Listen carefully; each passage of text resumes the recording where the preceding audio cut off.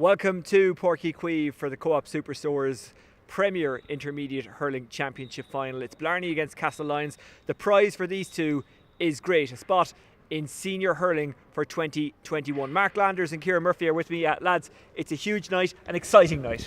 It's a massive night for both clubs. Oisin, as you've already said, getting the senior status is massive, and even though both clubs have been senior before, it still is about getting to the next level up. But it's there's a cup, I suppose, at the end of the day. We won't have supporters here to celebrate it in massive numbers, but there will be one team, I suppose, going back to their village tonight in Castlelyons or Blarney. One of them will be going back at a cup. The other will be going back, unfortunately, having been beaten. But I would expect that both sets of supporters may be there to welcome both teams home. Braggy, how much is it about handling the occasion when you get to a final? Oh yeah, I mean that's a huge factor, to be honest. I suppose it's a Saturday evening, so fellas, not only have they had kind of all week, but they've had all day really today. And the big thing is, how do you pass the time during the day? How do you keep yourself occupied without drawing too much energy and generating that kind of nervous energy, which is only natural for an occasion like this. As Mark said there, it's a massive game for both clubs. Both of these clubs are more than capable than playing in the senior ranks. So both of them would have fierce aspirations for getting up and being very competitive at the senior level. But unfortunately, only one goes up, and it's making up for a great occasion tonight. Okay, more from you and Mark in a wee while, but let's hear from both camps ahead of a huge game on a huge weekend, of course, because tomorrow we've got the Senior A final between Father O'Neill's and Charleville. We'll look ahead to that a little bit later on. But right now, let's hear from both camps, Blarney and Castlelyons. The Castlelyons manager is Kieran McGann, but before him, we'll hear from Blarney coach Brian Hurley. Brian Hurley, coach of Blarney. Brian, you're heading into the county final now this weekend. You've already met your opposition, but for you came out on the wrong side of it. Yeah. Can you turn that around now and work it in your favour? Hopefully. I don't know, can we work it in our favour or such, but we just have to give a better account of ourselves. We probably ran into a very, very good side. We knew they were good, but they were exceptional on the day, and all their performances have been that way since then. Watched them last week against Courses, they were very, very strong, so I suppose it's just up to us to seek me up the ante. There's nothing really you can do against them the way they play. You just go out 15-15 and hope that we can match up a bit better and stay in the game a bit longer and take our chances if they come, You came out of your group and you qualified to meet Ballincollig in the quarter-final. Now, for long stages in that game, you were in trouble, let's put it that way, and you looked like maybe you mightn't get the desired result.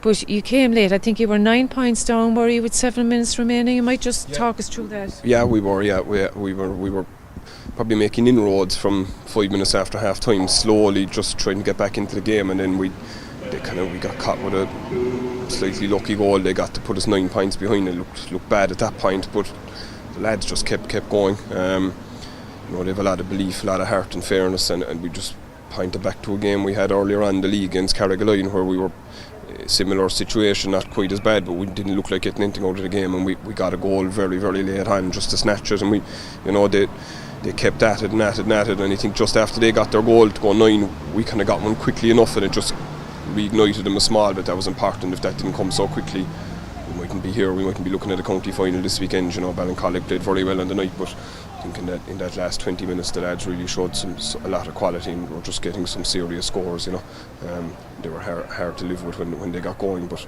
there was 2 or 3 stages even after we got it back to 6 points that we probably could have been gone again. They were extending the lead out to 4.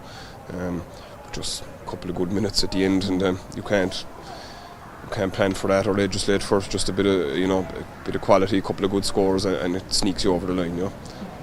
You obviously made it work in your favour, because you then met Carrigaline in the semi-final, and this was a Carrigaline team that was fancied by many because they had come through their own group stage with big scores and big wins. And I mean, you really, I suppose you took the game to them from the off, and you came out with a huge victory over Carrigaline. Yeah, played well, and I suppose just maybe the opposite to the Ballincollig game, where we didn't start at all, didn't get going in the first 10 minutes. I think the lads themselves just made sure that didn't happen, made a conscious effort just to be focused from the very first minute, and we got a good start that day. Probably like what happened to us against Ballincollig, we got 1-3 without reply, and probably just didn't give them much chance to get back into the game, and we put up a big score, but the defence were top class. The 6 defenders were really strong, you know, and that's the platform where they were under pressure for. If you watch the game, they were, you know, looking back from us, they were actually under pressure an awful lot of the time, and just kept defending Carrigaline very well 1-on-1, and you know, space opened up late in the game, and we probably pulled away a little bit. Scoreline might have flattered us a bit now, to be fair, but all round was a very good performance and built on a good defence, to be fair, you know. Yeah, I mean, I just noting the scoreline, I think it was 420 to 112, you know, which does exactly what you say there. You know, very good performance from your defence, obviously, and your forward line clicked again. Tell me, how big an influence is Mark Coleman to this Blarney team?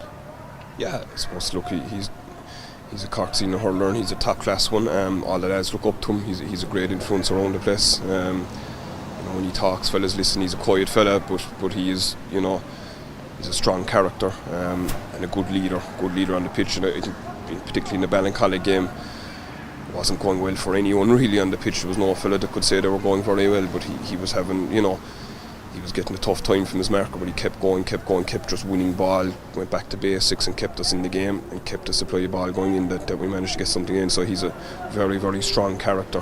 Like I said, a quiet guy, but leads by example, so no, couldn't be happier with him.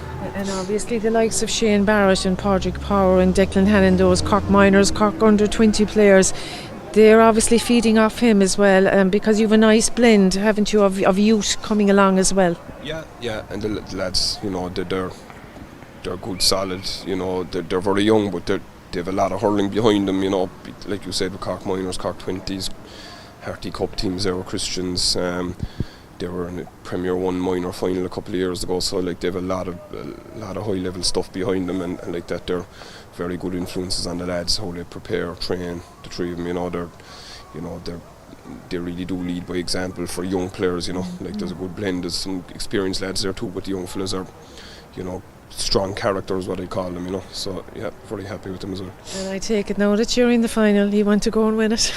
Yeah, look, you were one off chance. I genuinely think Castlelyons are the strongest team in it. There's always one standout team in this grade, even though it's very even, and they are very strong. It's very hard to find a weakness in them.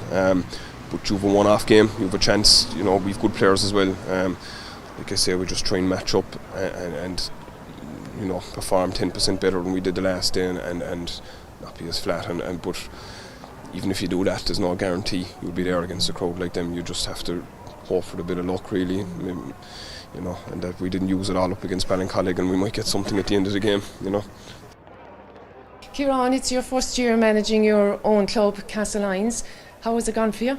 Yeah, look, it's been, I suppose, given the year that's in it, it's certainly been a very strange year, but I suppose in terms of from the managerial point of view, it's been a really enjoyable year, because I suppose, look, given everything that's gone on out and around the place, hurling has been our kind of safety net, I suppose, in terms of keep everything, in terms of a bit of sanity in our lives. And look, from that point of view, it's been really enjoyable. So from a first year managerial point of view, I've loved every minute of it.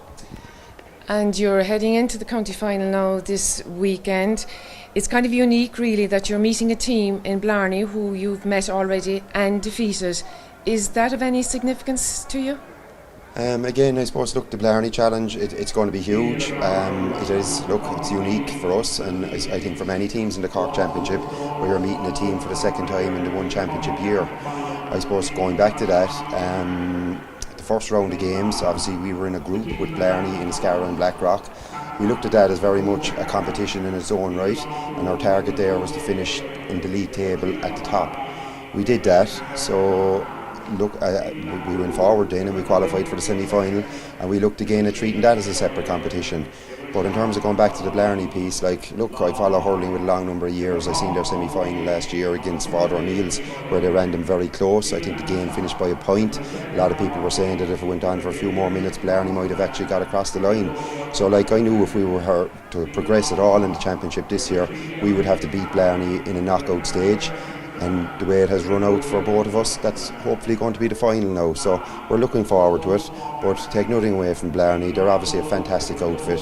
They've some unbelievable forwards, which I hope will progress for Cork and Cork Senior hurling down the tracks. I hope that's the trajectory they're on. Hopefully it won't be this Saturday now or anything like that, but certainly I'll be watching them with a keen eye into the future because they're fantastic players. You mentioned yourself you got a bye to the semi-final. Now that also left you with about a 4-week layoff. You beat Corsi Rovers in the semi-final, 5 or 6 points I think in the end. Did that work in your favour, getting a bye to the semi-final? Again, do you know what? The last couple of years we got, as the number of teams in the championship, we would have maybe got a bye to the quarter-final, and it didn't work in our favour. But the way I suppose the way we approached it this year, we targeted winning 3 out of 3, and we knew if we did get to the semi-final, then we got there on merit. It wasn't down to a draw or anything like that. We got there because we deserved to be there. In terms of working in our favour, I suppose in hindsight, if you look at the way it worked out, there was 3 teams in our division, won 3 out of 3 in the group stages. Ourselves, Watergrass Hill and Carrigaline. Watergrass Hill in their next championship game, they were dumped out by Corsi Rovers. Carrigaline in their next championship game were dumped out by Blarney. And ourselves against Corsi's, it took us 15 or 20 minutes to get into that game, but thankfully we stayed in the game and we powered on in that second and third quarter in particular. So look, did it work out? Maybe, look, from the point of view, we're in the final, so I would say it did work out fine for us, you know. You've also done something this year, I suppose, which people have taken note of. You've made an inter-county defender an ace attacker in Colm Spillane. How did that come about? Yeah, so again, look, I suppose from the start of the year, we kind of, I suppose, wanted to set out our stall in terms of where we thought we'd position our players best for the overall betterment of the team. And we were looking at various defenders, we were looking at our attackers, midfielders, everything like that. We're fortunate enough, we've a lot of good defenders in Castlelyons. Look, I suppose, like, there's no point in saying otherwise. Everyone knows the calibre of Niall O'Leary and Colin Barry and these guys, given that they're household names with the last couple of years, and you could throw in Colm Spillane into that equation as well. Colm, unfortunately for him, he missed the championship season last season with a cruciate knee ligament injury, so he was coming back this season as a refreshed, re-energised and essentially a new player onto the panel. So we looked around and we thought who would be the best to deploy further out the field from our defenders, and we had a chat with Colm. He was very much open to it, and we said, look, we'll go with Colm, we'll see how it works out. Again, that's maybe the safety net of the group stages, that if it didn't work out, we had a second game and possibly a third game. But look, Colm has lined out in the forwards for us. So far so good, it has worked out very, very well. But there could be a couple of interesting things in the works. It's not to say he might line out there this Saturday night, but we'll see. It's been going well for Colm, but again, that forward division for us, he's got 2 brothers up there as well, so that's 3 out of 6 forwards coming from the one household, so they mind each other very well and they work very well as a group together. So that was part of the dynamic of moving him up front as well. Okay, and just finally, Kieran, have you a clean bill of health for the final? Again, for the final, for the semi-final, we were hopeful. There's 1 or 2 niggles and knocks, which you would always have and you'd always expect. We've physios doing rubs and we've a couple of man overdrive down there at the moment, but all going well. We'll have a clean bill of health from the semi-final. One guy who unfortunately didn't make it for us for the final, and he's a significant loss to us, is young Dave Morrison.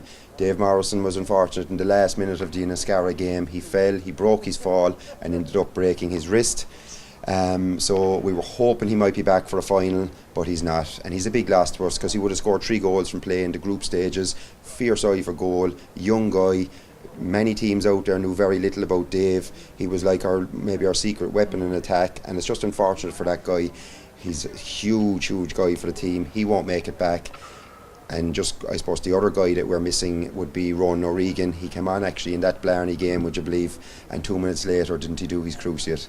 So other than those 2 guys, look, we've a clean bill of health from the semi-final, but look, the key thing we did all this year was strengthen the panel. We've good strength and depth down in Castlelyons. We've good numbers. There's fellas raring to go, fellas mad to get into the 20 for match day. So in terms of are we in a good place numbers wise and panel wise, we're in a great place. Well, you heard from Brian Hurley of Blarney there and Kieran McGann of Castlelyons. And Mark Landers, is it fair to say that Kieran, as a player, might have got more game time with Cork if he hadn't have come along when he did? His timing was not what you'd call perfect, considering the competition he had. the guys who were there ahead of him. Absolutely, and I mean, like, he came up against the likes of John Gardner and Ronan Curran and Sean O'Halpine, like, who, any player was going to find it very hard to get inside them. But look, he was involved in a number of All-Ireland final panels and stuff like that, so he got a taste of what it's like to be in a dressing room, got a taste of what it's like to be, I suppose, in Croke Park on All-Ireland final day, and that's a very, very special thing for players and for fellas involved on the backroom staff, but or in the subs. But I suppose, look, today now, he has taken on the mantle, and this is his first year involved with Castlelyons as a manager, and to get to a county final in your first year is a fantastic honour for Kieran himself. Well, let's have a look at the teams. We'll start with Blarney and Fraggy. I know that you're going to have a look at Blarney. There's some standout names there, isn't there? Yeah, there certainly is, and I suppose this is going to be the big challenge for how are they going to quieten, the marquee names that Blarney have. You've Mark Coleman, who's obviously, one of the best hurlers in the country, and that's going to be a massive job for Castlelyons tonight. But also then you look inside to the full forward line, and you've the quality of Padraig Power and Shane Barrett, and that's going to be a key item tonight for Blarney, is how much quality ball can they get into those two, because if you get quality ball into those two, no matter what defenders on them, they're going to trouble them, and that's going to be a huge thing. And then you're looking at the likes of Joe Jordan, who's been around the block and a massive player for Blarney in the years in defence, and he's a real talisman for this Blarney team, and he'll certainly be one of the driving forces if Blarney are going to be successful tonight. Okay, let's have a look at Castlelyons, because just like Blarney, Mark, they have a fairly stellar lineup. Yeah, well, I suppose starting immediately with the goalkeeper Jack Barry, who's been involved with UCC for a good number of years in the Fitzgibbon, and I suppose played with Immy Kelly in the senior championship already this year. He's an outstanding goalkeeper. He's flanked by his brother Colm, fullback, who's 3 county senior medals won with Immy Kelly over the last 3 years. So I mean, there's a good combination there straight away, and Colm's battle with Paddy Power, I think, is one of the highlights. I suppose you have the 2 O'Leary twin brothers, then Niall and Jamie O'Leary playing in the back as well, and then a young player there from Colm O'Neill there. His parents are from Killa James and Una O'Connor. I've been impressed with him all year long, Oisin, because the Blarney played previously against Castlelyons aside in Mournabbey this year, and he was excellent, and he's held his form really well against courses. Middle of the field, 2 hard-working players, Keith O'Leary, who's also involved with UCC and played in the semi-final last weekend for UCC, and Owen May. And then up front, I suppose, look, the big thing really is the 3 Spillane brothers. Will Colm be up front for this game? Because there's been some talk that he'll be in the back line. Yeah, I saw Kieran McGann had gave an interview during the week where he felt, that the team wasn't picked, and he could turn up anywhere. But did he honestly expect anyone to believe that? No, I suppose you try to deflect some bit of pressure off yourself, because I suppose in some respects it was a big decision for the Castlelyons management. Move Colm, he's an inter-county defender, but I think the way they felt about it is the best balance for the team was to leave Colm Barry full back and Niall O'Leary centre back. So I think he had a chat with Colm how he felt about moving up front, and he agreed to go up there. So, but I think the big thing is, Colm, Anthony and Michael Spillane, the 3 Spillane brothers, and Anthony's full forward. His father Mick was captain in 1998. I wasn't going to bring that up, Mark. Listen, you can't change history. That's just the facts of it. But I presume Mick is here tonight. The last time we saw him at the semi-final, he was in crutches. But it's a huge honour for any family to have three sons playing tonight in the county final. Well, despite being on crutches, there's possibly a chance that Mick will be on the bench. He could play himself at some stage. And then it is the Premier Intermediate Hurling Championship Final.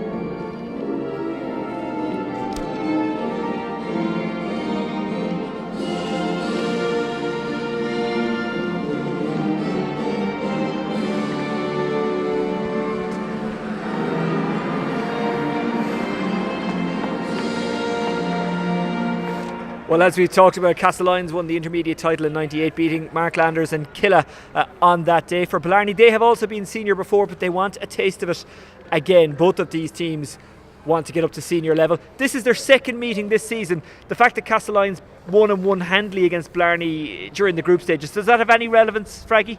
Yeah, I think it does. Myself and Mark were talking about it there earlier. That game was in Mourneabbey, different pitch here now tonight, a lot more space, a lot more opportunity for Blarney to hit their full forward line. But I think Castlelyons were very dominant that day, and they'll certainly be looking to bring that game plan to the game tonight as well too. And our referee, by the way, is Kieran O'Regan. Colin McAllister and Cormac Deneen are his lines men. The umpires are Jamie Lane, Damien O'Regan, Gene Buckley and Brendan O'Regan. And the fourth official and standby referee is Mark Marr.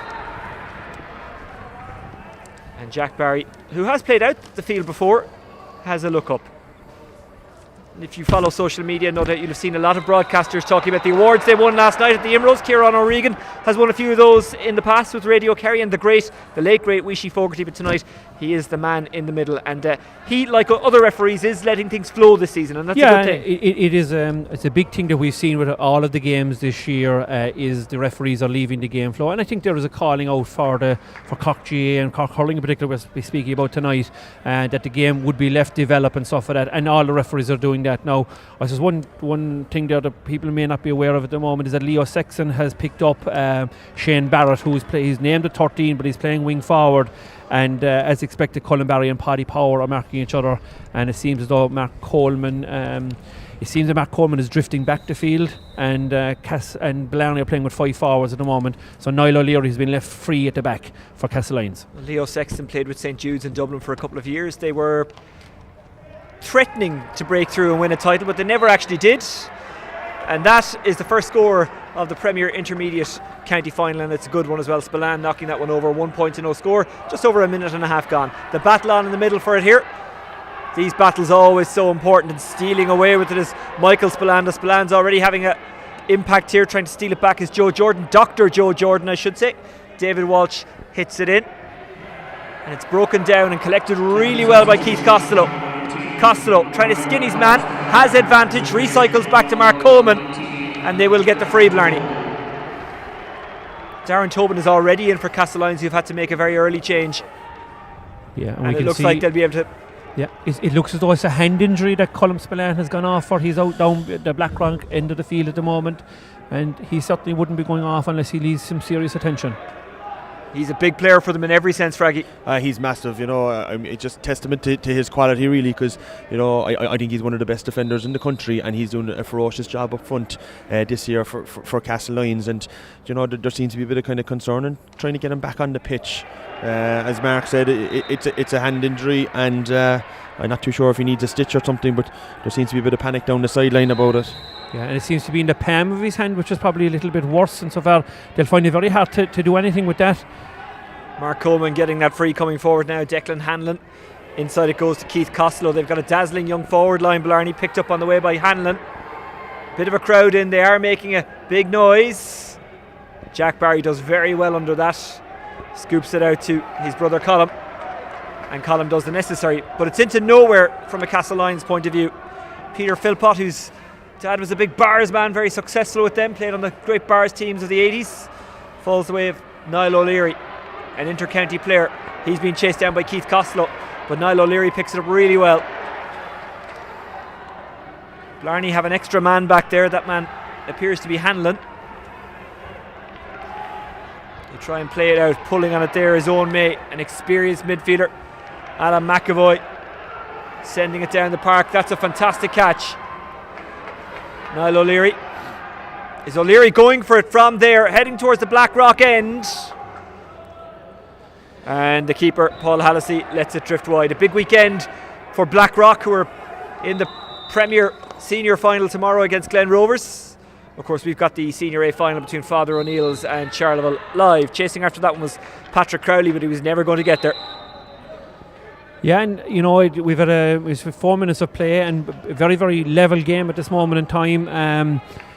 Blarney are definitely playing with two sweepers at the moment. Joe Jordan and Declan Hanlon are back in the backs. There was a slight breeze blowing into the Blackrock end, which was favouring Castlelyons in the first half. And it looks as though Colm Spillane's night could be over, which is a serious, serious blow for Castlelyons. Shane Barrett flicked it onto Mark O'Leary. And wide it goes.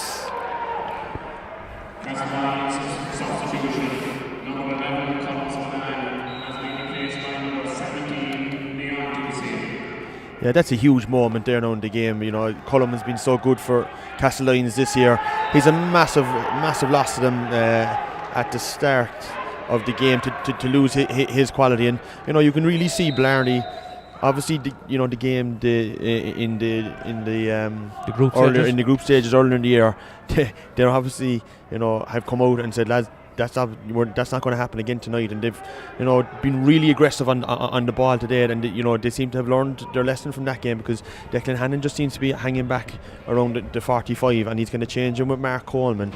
So they've obviously done a lot of work in terms of their tactics as well. Mark Coleman, who can score sidelines, as we saw in the Fitzgibbon Cup earlier in the year, receives it back. It was a nice pass from Barrett, the Cork under 20, and Coleman guides it over.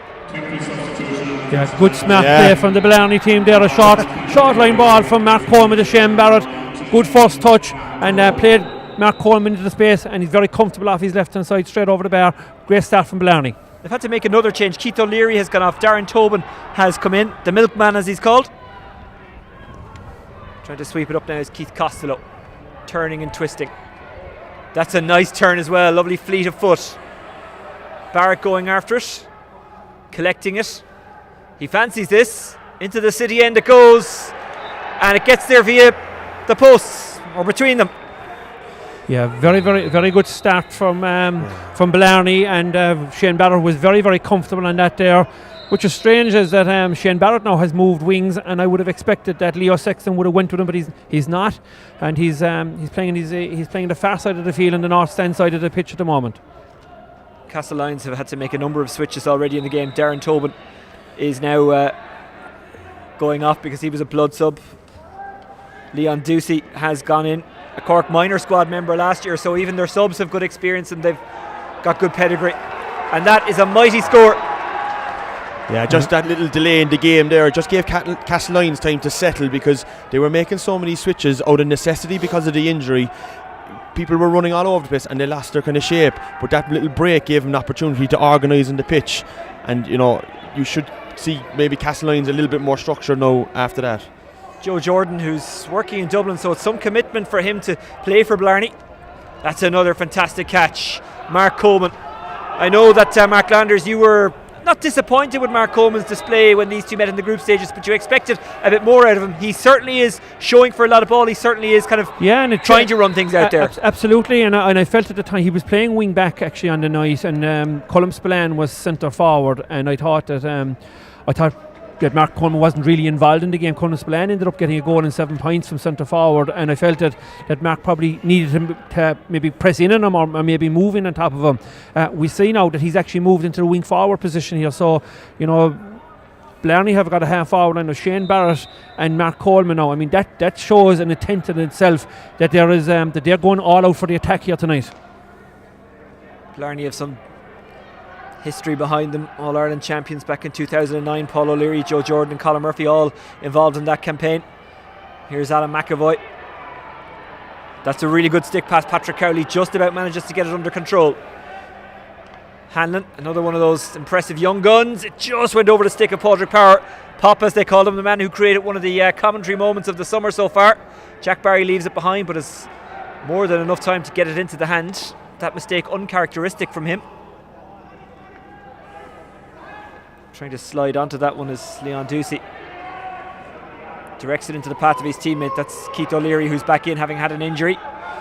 Barry Murphy can't get his shot away. He was absolutely smothered by Blarney, who swarmed around him. Great tackling by the Blarney defence there, and at the moment we're looking on the field. Blarney have 3 forwards inside the 65-yard line, and the rest of the team is behind the ball at this moment. They're really not going to let Castlelyons get in front early. Power trying to get onto it there. He didn't give up on it, but he was just muscled off it, and Colin Barry fires it away. That's a shot from a very tight angle. If it goes over at some score, I think it was Darren Tobin who hit that one. Oh, and he avoids the 65, does Hallisey. Distinctive with that long hair. Gives it away though. Here's Ducey into the path of Michael Spillane. Michael Spillane can't keep it on target. Yeah, you can really see Blarney's work rate they're closing down Castlelyons forwards at every opportunity, and they're looking to work the ball short, just like they're doing here now. Declan Hanlon's playing a good game in the 45, but at the moment they're trying to hit Padraig Power, and in fairness to Colin Barry, he's been outstanding in the few balls that's got in there between the two of them. It's a great battle. Mark Coleman gets time, gets space, gets a point. And that's Mark Coleman's third point out of 4 at the moment, which is a great start for Mark, and he's really taking the game to Castlelyons this evening. But it is noticeable that Declan Hanlon is taking up a kind of a second centre-back position. He's playing in front of the D, so I suppose Castlelyons heretofore have been trying to get ball to Anthony Spillane and young James Carney inside in the full forward line, but it's a definite tactic by Blarney this evening to play a sweeper. Padraig Power was down, but he's back up again. I've got a bit confused. It's actually Patrick Crowley who's popped. Padraig Power is not popped, and the free in has gone to Castlelyons, and the chance to make it a 1-point game. Yeah, and the other thing I suppose, Oisín, from the group game is that Paul O'Leary, the manager, was not playing that night, and he's a spiritual leader for the Blarney team as well. He's a big physical, abrasive player. He's taking on Castlelyons' main forward tonight in Anthony Spillane, and on that night, I suppose outside in Mournabbey, Anthony Spillane ran right. He probably could have had 4 or 5 goals, except for the brilliance of Paul Hallisey in goals.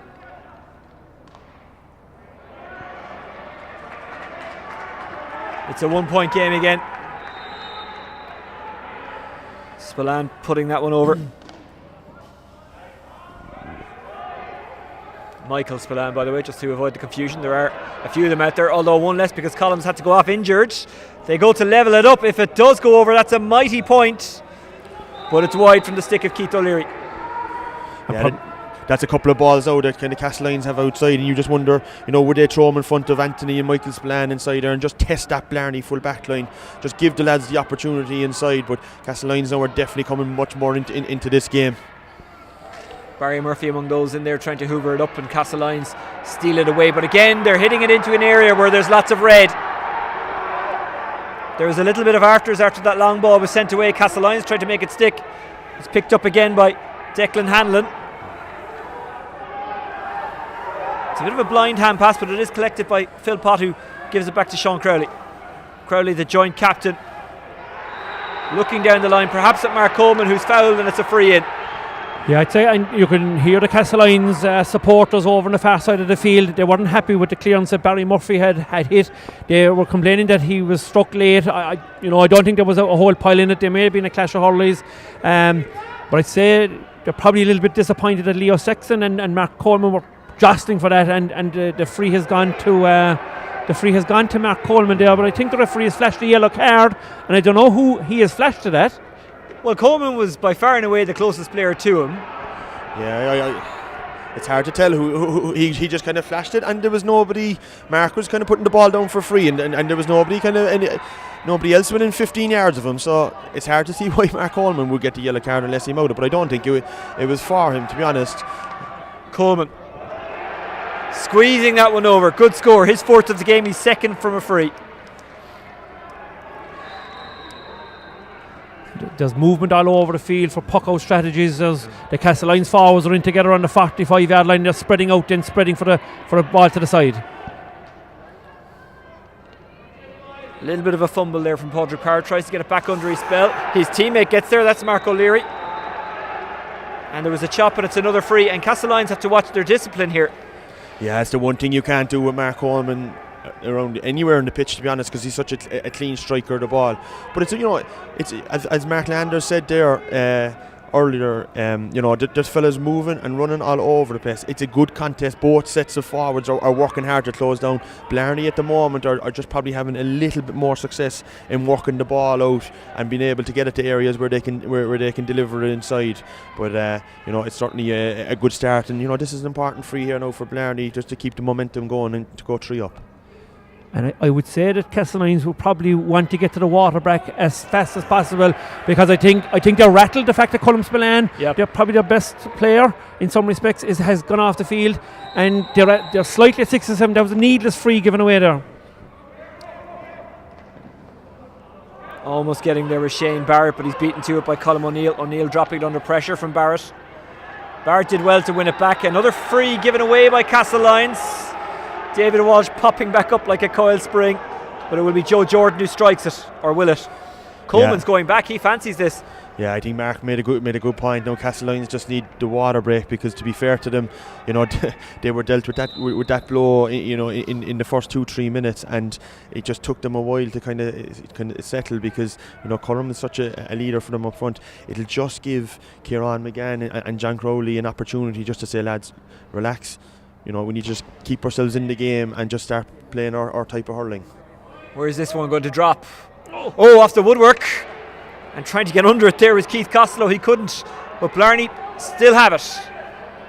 Padraig Power trying to escape the clutches of the centre-back Niall O'Leary. Power, if he gets it, it's a good score, but he hits it across the face of goal and wide. And we're at the water break, I think. Or are we? No, Kieran's going to let him take the puck out. Right. Yeah, he's called the water break. He's called the water break, yeah. So at the water break in the intermediate county final between Blarney and Castlelyons, it's a really exciting contest. Blarney by 3, Mark, and you can't say they don't deserve it. No, they're dominant, I suppose, all over, and they've made hay while the sun shines, I suppose. I do definitely think Castlelyons' rhythm is disrupted by the fact that Colm Spillane has gone off, and we probably now know that he probably won't be returning either as well. So that's a big blow for Castlelyons. But then at the same time, look, these things happen in matches, Oisín, and your team has to deal with it. They now know that there's 5 that Blarney are going to play with a sweeper. They have 5, so they really need the Castlelyons backs need to settle down a small bit. They've given away a couple of needless frees, and if you're giving a free to Mark Coleman, he's going to be scoring any of those from 45 yards in. Needless frees, I would say. Kieran, the water break has come at the right time for Castlelyons. They'll have the chance to maybe settle down and just have a quick assessment on how things are going, because they lost Colm Spillane very early, and that was a huge blow. So maybe they just need this time to take a breath. They do, and you can see Kieran McGann there and Johnny Crowley talking to him. Even as they were coming in, there was a few players going over asking Colm Spillane, what was wrong with him and his hand and stuff. They need to just focus, just kind of reset now, because this is a good opportunity for them just to start again. They know Colm is gone now probably for the rest of the game, so they need to focus on taking Declan Hannon out of the game. At the moment he's mopping the ball up and he's kind of positioning himself in the 45 working across, so they either need to get their wing forwards more on the ball, or else they have to bypass them and hit their full forward line. I'd say at the moment, if there was 2 balls went into their full forward line, it was a lot, and with the threat that they have inside, get the ball in and just test that Blarney full back line, because we actually haven't seen that Blarney full back line being tested yet, and that's what you're looking for Castlelyons. Well, no matter where you're watching around the world, we'd love to hear from you via @ExaminerSport on Twitter. Jack Barry slots it out to Colin Barry. Colin Barry with a big ball back there, and again Blarney have just more numbers, but they're looking for a break if they could possibly find one. Anthony Spillane's onto it, he goes down. Referee says play on. It's taken by Philpott. Philpott was looking for options and found one in the shape of Sean Crowley. The two captains combining. Ray Murphy. Away it goes from Ray Murphy. Tough as nails is what his manager said about him. Swept on there by Keith Costello. Castlelyons have it back. Colm O'Neill. But beg your pardon, it was Colin Barry. Running onto it is James Carney.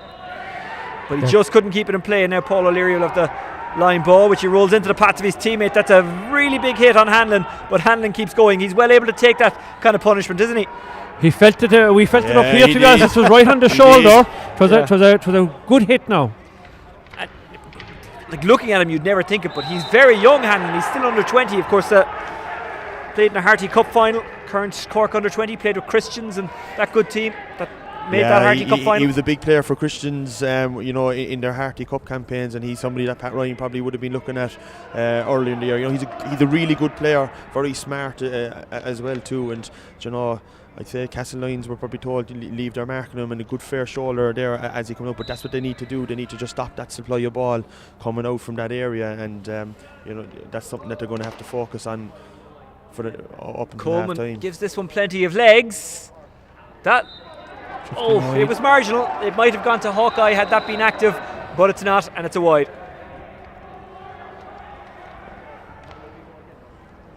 Again, Castlelyons go long.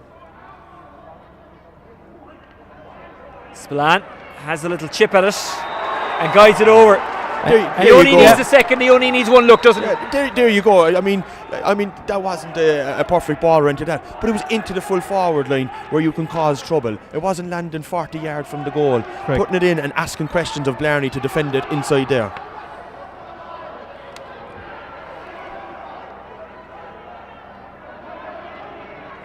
Goes under the stick of Michael Spillane, who'll go for it again.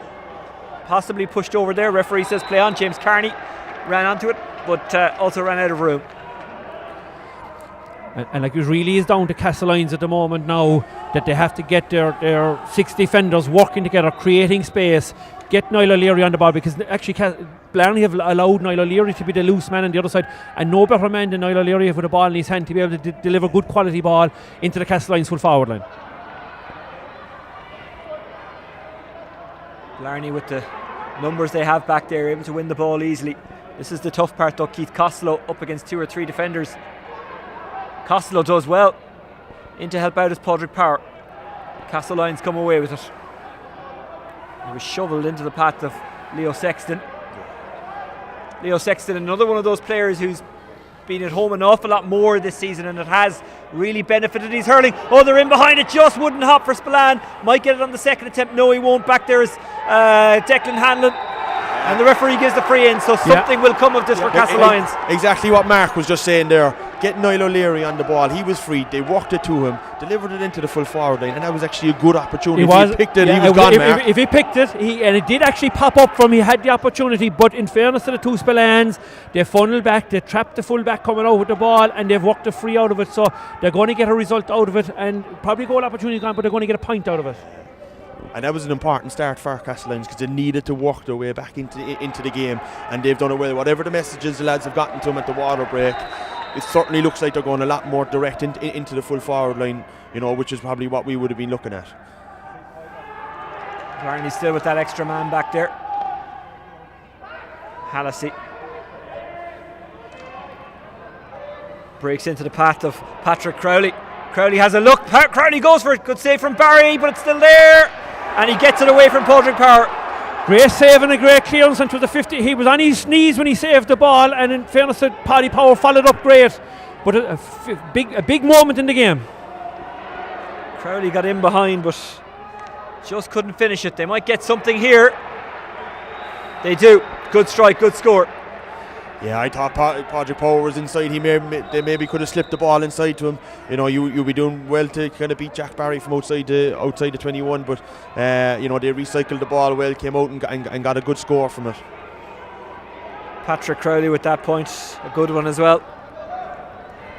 Was on a soccer scholarship in America at one stage, Crowley. I think he might have played for Cove Ramblers as well. Here's Ducey inside. Anthony Spillane, good pass. Mick Spillane. He'll get the goal surely. Oh, brilliant from Hallisey. And the defenders all got back on numbers, and they'll get the 65, but they could have had a goal. No, I think it's a wide, which is even worse, I suppose, for Castlelyons. Wow. And it was a good opportunity. Well defended by the Blarney back. I think this David Welch may have got back and forced Mick Spillane to hit the ball into the side netting. God bless your eyesight, Mark. Ball falls into the path of Shane Barrett, who spills it under pressure. Yeah, this is a great game, to be honest. It's really 7-5, but every fella is absolutely giving it his all. There you are, Shane Barrett winning the great ball there, and Castlelyons working hard to close him down, and they're flicking the ball away, which is exactly what you'd be looking to do against a class player like Barrett.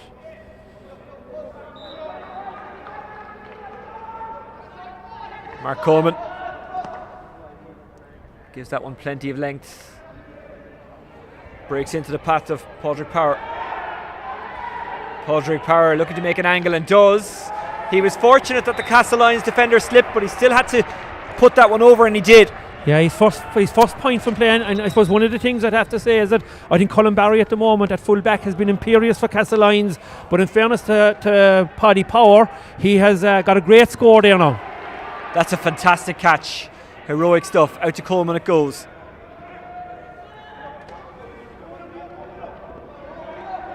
Really good defending from Jamie O'Leary, or was it? No, there was a little pull. He's a bit unlucky now, I'd have to say, in fairness, He probably had his hand around him slightly, but I think the rub of the green is going against Castlelyons, is going for Blarney on a number of occasions, and we mentioned earlier on about the frees. They don't need to give away needless frees into defence. They have an extra man there. They need to settle down in the Castlelyons defence. Yeah, I felt Keith Costello was just trying to use his body there and spin the Castlelyons defender around, and the Castlelyons defender, I thought it was good defending, he just got the hurley in and flicked it away, but Blarney have the free here now, and it's another opportunity for Mark Coleman, and he'll slot them over all day. Going well for Coleman, 4 from frees for him. He's got a couple from play as well.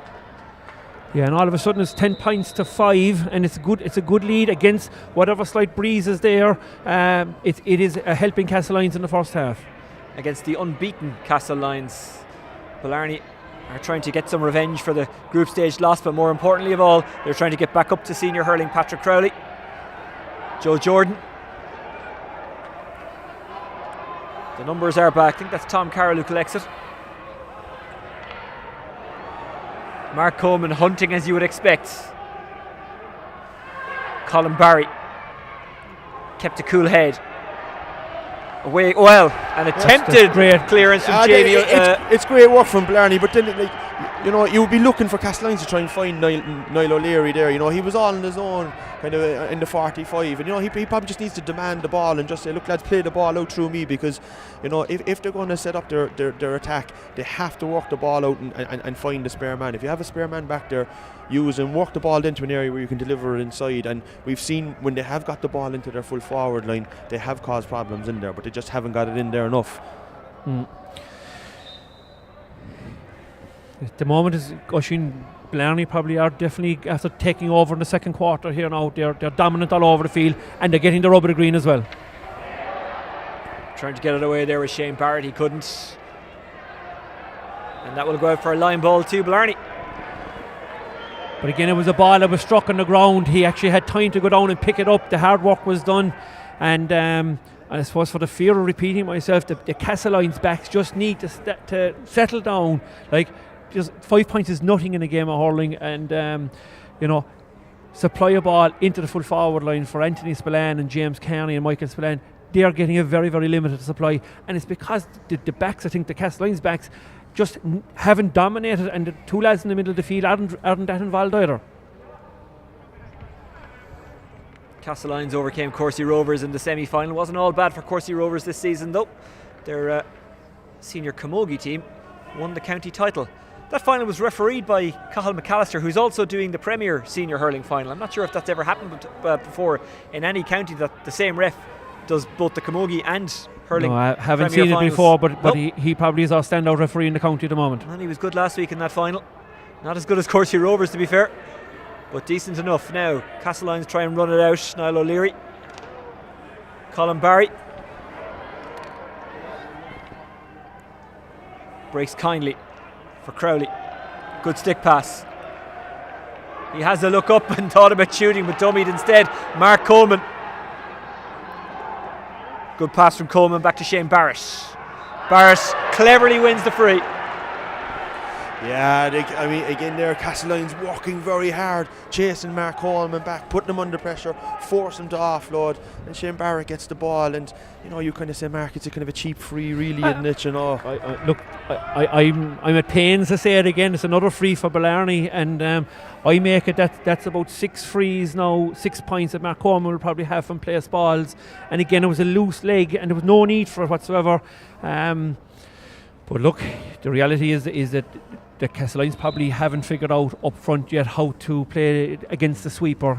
Declan Hanlon is taking up a position right at the edge of the D, and some of the high balls that are going in are coming out very, very easy out of the Castlelyons forward line as well. 4 points in a row now for Blarney. Can they stop the rock, Castlelyons? Here's Leo Sexton. They almost got in for a goal a couple of minutes ago, Castlelyons, but haven't really seen a sight of it since. Leon Ducey. Spillane is in there trying to get there, but that is a fantastic interception. Hand pass out to Ray Murphy. Ray Murphy scoops it onto Shane Barrett. Will Barrett go for it from here? Into the Cork night sky it will go, but where will it drop? Wide. Yeah, he had plenty of length on it, but just the accuracy was a bit off. But you can't afford to leave a player like Shane Barrett loose. And we know the Castlelyons have a loose man back there. They're defence needs to get up on Shane Barrett, and even watch it now, he's on his own at the moment. Philpott finds Barrett. Barrett has a turn of pace, but he went the wrong direction there. I think he just stepped out over the line with the ball, and it is a line ball to Castlelyons. And he showed a clean pair of heels to Leo Sexton there as well. So like Barrett is, and like I suppose the group stage would have to say like that as the championships have worn on this year, Barrett and Paddy Power and Mark Coleman have been playing with UCC as well, and they've been playing week in and week out at a high standard, and they're actually showing the signs of playing more quality games on a regular basis, that their hurling is getting better all the time. Colm O'Neill. Paul O'Leary, the player manager, was after that, but James Carney beats him to it. Carney keeping that ball under his spell. Hallisey had more than the measure of that one.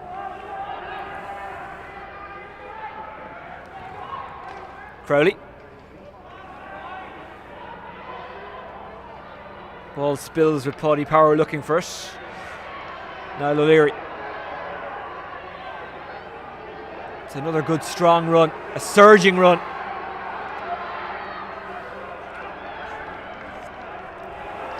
It was a run though that went down a bit of a blind alley. Now he's trying to pick it up. There was no one presenting themselves to him there. Like he didn't look up, but no one was screaming. You're right. He ran through the centre, and he was actually looking. You could kind of see him. He was looking for someone to lay it off to, and he actually had a few yards on Mark Coleman, and he possibly could have just been given a shout of time or strike or something. But what he really needed was someone to come at an angle and take the ball off him. And here you have Mark Coleman taking a free, and his the referees after bringing the ball up for a second time against Castlelyons for dissent again for moting, and you really don't want to be giving Mark Coleman any advantage or making any free easier for him. No, like he's moved it from out inside his own 65 now just to outside to 65 again, like 15 or 20 yards into this slight breeze is a big help, but a great chase by Mark Coleman to dispossess Niall O'Leary, and there's a bit of afters as well, which is great to see fellas really up for it and fighting hard for their community. Well, one man who's fighting very hard is Coleman, and he pops over another one. 10 minutes since Castlelyons last scored. They need a big one before the break. Running into a bit of trouble there was Tom Carroll.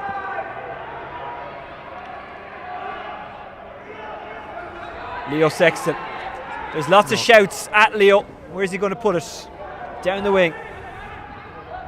Anthony Spillane wanted it, but it's Alan Fenton who takes the responsibility and gets a much needed score for his team. That's a second point from play from Fenton, to be fair. Great score, and off his left hand side, probably on the wrong side of the field for a left handed hurler like that, but a good quality strike. Great ball down the field by Leo Sexton as well. Fantastic work. Wonderful score. Unbelievable wrists is what I kept hearing about Alan Fenton during the week. He showed it there.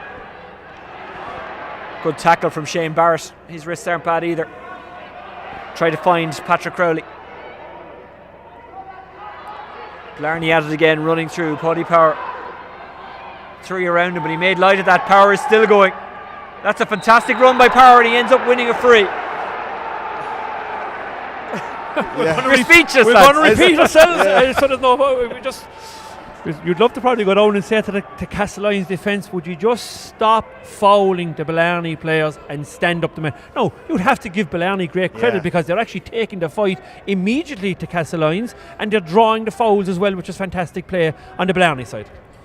Yeah, in fairness to Patrick Power there, it looked like he was after running down a kind of a blind alley 2 or 3 times, but he just kind of kept going, kept the ball in front of him. He threw it up and brought it back down, brought it back onto the hurley a couple of times, and just kept going forward. And that, I suppose, it gave the opportunity to Castlelyons to foul him, and that's what happened. And here you have Mark Coleman now stepping up to make it a 6-point game. And if you're Castlelyons, you're kind of saying, try and get a point or 2 before half time and reduce down that deficit. Yeah, and I make it like that Blarney have 12 points, and I think Mark Coleman has got 7 from frees, which tells the story in its own right. Castlelyons, who've struggled to get points on the board in this half, lose out again to Shane Barrett. That's a really good take and run. This time it doesn't end with the score though. Owen May. Again, there's just too many red jerseys back there. But in fairness to James Carney, who's a youngster, he does well. Well, he did well initially, then he gave it away to Ray Murphy. Ray Murphy, who was the captain of Blarney last year. It's kicked forward there. Hallisey is going to mind that. He's going to be pressurised though. Did well under pressure. Had a couple of players queuing for it. Joe Jordan strikes it long. Half time. 12 plays 6. Blarney leading, and deservedly so, Fraggy. Yeah, I mean, there's no doubt about it. They have been the better team. You know, I suppose Castlelyons were rocked with that injury with Colm Spillane at the start, and it took them a while to kind of reorganise, understandably so. But you know, there's been a couple of decisions there now. I see the Castlelyons lads going in, having a chat with the referee, just maybe querying one or two of them. But Blarney have used the ball well. Castlelyons have been working fierce hard. But they just haven't used the ball as well as Blarney have. And you know, you'd have to give fierce credit to Declan Hanlon there at the moment, who's playing that role. He's cutting any long clearances out, and he's looking to set up the attack from back there. And Mark Coleman's going to punish you all the time with any free that's kind of inside the 65. He has that accuracy, and Mark, I think Blarney are deserving of deserving leaders at this moment in time, and full quality for or full value for the 12 points, the 6 lead that they have at the moment. But I suppose you'd have to say that Castlelyons are probably at fault, I would say, for the amount of frees that they're giving away, particularly at the back. And like, they have a numerical advantage at the back, which means that they have one extra defender back there. So the last thing they should be doing is rushing in to be fouling the players. And you know, I suppose I could accept that after 10 minutes, you know, that players are nervous and stuff like that. It's a county final, it is a big occasion for them. But like, after 20-25 minutes to be still conceding the same frees, Oisin, it's just it's not good from their point of view. And I suppose, you know, Colin Barry is the one player at the moment who's outstanding, and he is probably keeping Paddy Power quiet. But it's actually the other forwards that are actually creating the frees and drawing the frees. Like, Castlelyons' defence just need to start to settle down. But there's a limited supply of ball going into the Castlelyons full forward line as well. Well, Tom Carroll is actually a teacher in Christians, and he's up against some of his former pupils at the moment. They're giving him a bit of a lesson. What will happen in the second half? Well, we'll talk about it, and we'll find out obviously over the course of the next wee while. You are watching the Irish Examiner's coverage of the Co-op Superstores Premier Intermediate Hurling Championship final. Blarney leading by 12 points to 6 at the moment against Castlelyons. The second half, and possibly more to come. Remember, this has to end on the night, extra time and penalties if needed. We'll be back shortly. Stay with us.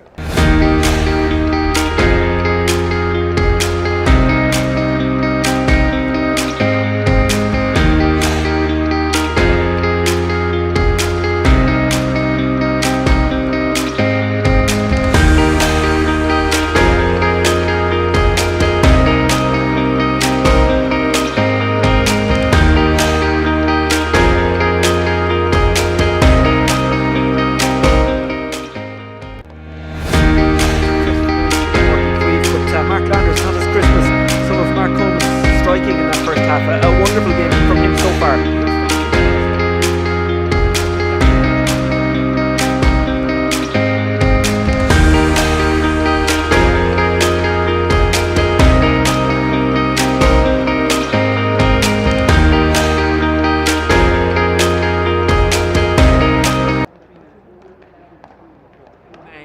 Fantastic this evening, and you know, no more than Declan Hannon, I suppose, that's who's playing as a sweeper. But I suppose you'd have to question, why is he being left as a sweeper? I mean, Blarney want him loose, so Castlelyons have got to be thinking, look, how do we actually stop that man from having an influence? And I think the likes of Barry Murphy, who's a teak tough forward at the moment, he possibly could be deployed in to mark Declan Hannon and leave somebody else free, because we all know when a team plays a sweeper, they actually want their best hurler on the ball, the best man. So you had, in some situations, you have to mark the sweeper, and I think that is something that Castlelyons will have to consider. Well, the story of the first half was that Spillane opened it with a free after a minute and a half. Castlelyons have not been ahead since. It was 6-3 at the water break to Blarney. After the water break, Castlelyons had a promising start with a point and a goal chance, which resulted in a free converted by Spillane. They made it a 1-point game with 21 minutes on the clock, but at half time, as we say, it is a 6-point game. Mark Landers, Fraggy, is talking about maybe putting Hanlon putting a man on him or pushing up at him or trying to stop him. Is that what Castlelyons need to do, or do they just need to up the work rate or improve their own play? What way does it work? Yeah, I think, to be honest, I think they're working hard. Castlelyons, I just think they're making a few kind of wrong decisions. You could see it there at times when they actually once they worked the ball to Niall O'Leary, who was free, they were able to deliver good ball in. But what they're doing at the moment is the area of the pitch that they're probably delivering the ball from is too far back. That's bringing the sweeper into play. So you have a couple of choices. As Mark said there, you can just put someone on him and puck the ball down on top and engage him, and that way then your sweeper is involved in the crowd and he's not in kind of free space to go dictate and sweep across. Or else you just play the ball down the channels and work the ball into the middle area where you're bypassing him. At the moment, Castlelyons probably aren't doing either, really, Mark. And they're landing a load of ball. I actually think Castlelyons are shell shocked, is my own view, and I think the last of Colm Spillane has really hit them hard, because I suppose he's a quality player. He was going to be taking the fight to Blarney at centre forward. And look, players will have a worked out in their own head. They'll be looking at the three main Blarney players and Padraig Power, Shane Barrett and Mark Coleman and say, look, okay, we'll go man to man in those three lads and we'll try and limit there. But one of those fellas could have been possibly Colm Spillane, and he's a huge loss to Castlelyons. Well, it is half time, and as we say, it's 12 points to 6-2 Blarney. Don't forget, tomorrow the Senior A final between Father O'Neill's and Charleville is live at 12:30. We've also got the football semi-final. Jonathan Healy, my former News Talk colleague, has texted me to ask if I'm actually going to eat the banana. I didn't realise it was on camera. That's how relaxed I am around you guys. I didn't even realise you were on camera. I thought the ad break was longer at half time, so I thought I'd get the banana in, but I won't. Mark, what about Blarney? They just need to keep doing what they're doing. Absolutely, don't they? They're in the driving seat now, Oisin. They're a half an hour away from getting back up as senior. But we've seen in all the quality games that we've watched this year that a 6-point lead is nothing in hurling. We've seen Aaron Zone on a good number of occasions were 8 or 9 points down and came back to win games this year. So the game is, it is. I suppose Blarney are, full value for their lead and are in the driving seat. But like this Castlelyons team and any Castlelyons team that we've ever played against down through the years are not going to give up. There is opportunities, I believe, inside in the full forward line. The likes of James Carney and Anthony Spillane, I think with limited supply of ball, they look threatening. Like Castlelyons have actually got 2 of the goal opportunities that fell to them. First one fell to Mick Spillane, probably just his touch wasn't right. They funded around and got a point. The second one was walked across James Carney to Anthony Spillane, Anthony to Michael Spillane, and hit the side netting. So they actually have got a couple of opportunities, but it's actually the fact that they've got a limited supply of ball. We're really not seeing the best. And the other thing I would say is that the Castlelyons have an average of 220 from their 4 games this year. They're 6 points on the board. That forward line have yet to click, but that's down to the Blarney mentors playing the sweeper.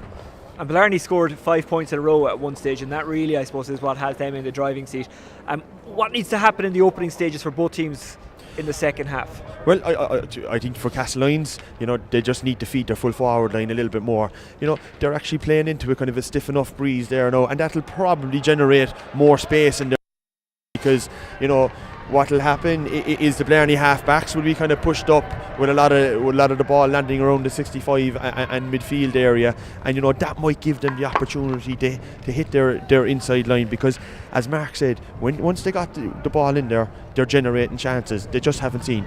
Blarney just need to keep staying smart. They're playing a nice kind of brand of hurling, and I suppose with that wind, if you can get Mark Coleman on the ball in around centre field, he'll put the ball over all day, and Castlelyons will need to push up on him. They can't leave him free in around the centre because he will do damage. And if Blarney can keep getting Declan Hanlon on the ball, Mark Coleman, and getting Shane Barrett and Padraig Power a little bit more involved, they'll be a hard team to beat. Well, this is a great venue, and it's hosting a great game at the moment. Blarney taking on Castlelyons in the Co-op Superstores Cork Intermediate Hurling Championship final. It says on the Castlelyons website that they're small of stature but big of heart. They need to show that heart in the second half. Spillane tried to put his teammate through, but he has got a free in. He's got a free in, but it was a legitimate goal opportunity. The hand pass just went slightly in front of Anthony Spillane from Mick. It was a great opportunity, but the referee, Kieran Regan, has called it back and rightly has called it back for a free. And I've no doubt that Kieran McGann and John Crowley are after giving the message to Castlelyons, hit the full forward line as much as you can, because there you had just a little short 30-yard pass inside into the full forward line, and again another goal opportunity. That's going to be key for Castlelyons now. If they can win that ball in around the centre of the pitch and play that ball in front, they will get chances, but it's about taking them, and so far they haven't taken a couple of chances which could be costly. Well, there's a long time to go, so a lot of players could put their hand up between now and then. But gentlemen, we will have a player of the match tonight. We'll name that with a couple of minutes to go, so start sending your thoughts that way and thinking about that. It'll be the same tomorrow for Father O'Neill's against Charleville. That, of course, live via the Irish Examiner. We've got football tomorrow as well. Hallisey sending it long. Castlelyons getting the opening score of the second half. They got the opening score of the first half as well. Here comes Crowley. Inside it goes. Oh, what a finish that is. Tucked away beautifully. Great stuff from Paddy Power. Set up by Crowley.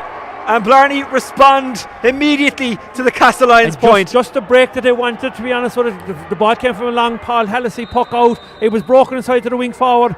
And the difference between the two teams is the hand pass that he gave went to Paddy Power and he finished. On the other side of the field, it didn't go to the man.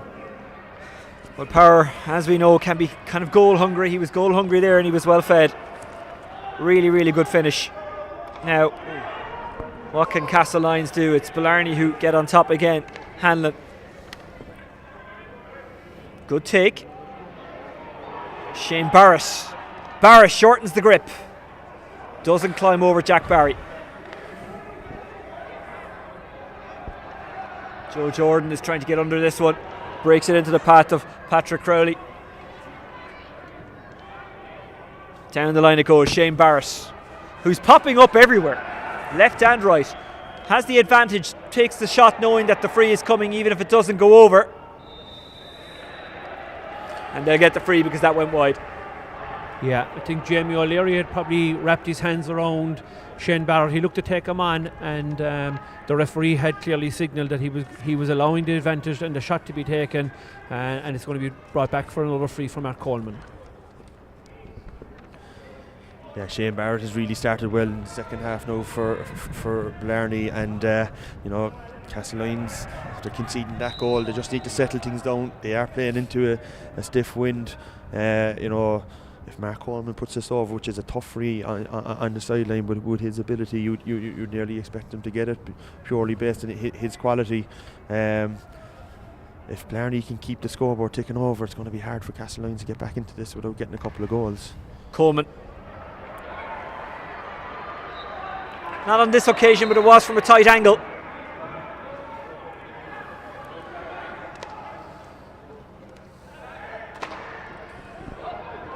Blarney not allowing Castlelyons to get their strikes away cleanly, and then even when they did get a bit of time and a bit of space, Keith O'Leary couldn't find the target. And unless you're very, very certain of knocking the ball over the bar, you've somebody like Anthony Spillane inside the edge of the square, you need to knock it into him. Blarney find themselves, or Castlelyons find themselves 8 points down at the moment, and every ball is vital now. You can't be hitting wide balls like that and giving the keeper a chance to knock it 90 or 100 yards down the field. That stuff just won't win you a county final. They know what it is to lose a county final. In 2013 they lost to Youghal. They were heartbroken. They don't want to go through that pain again.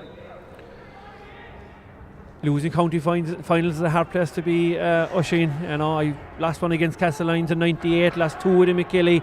They're not a nice place, but there's still 25 minutes to go in this game. Anything can happen. We've seen it in all the games this year.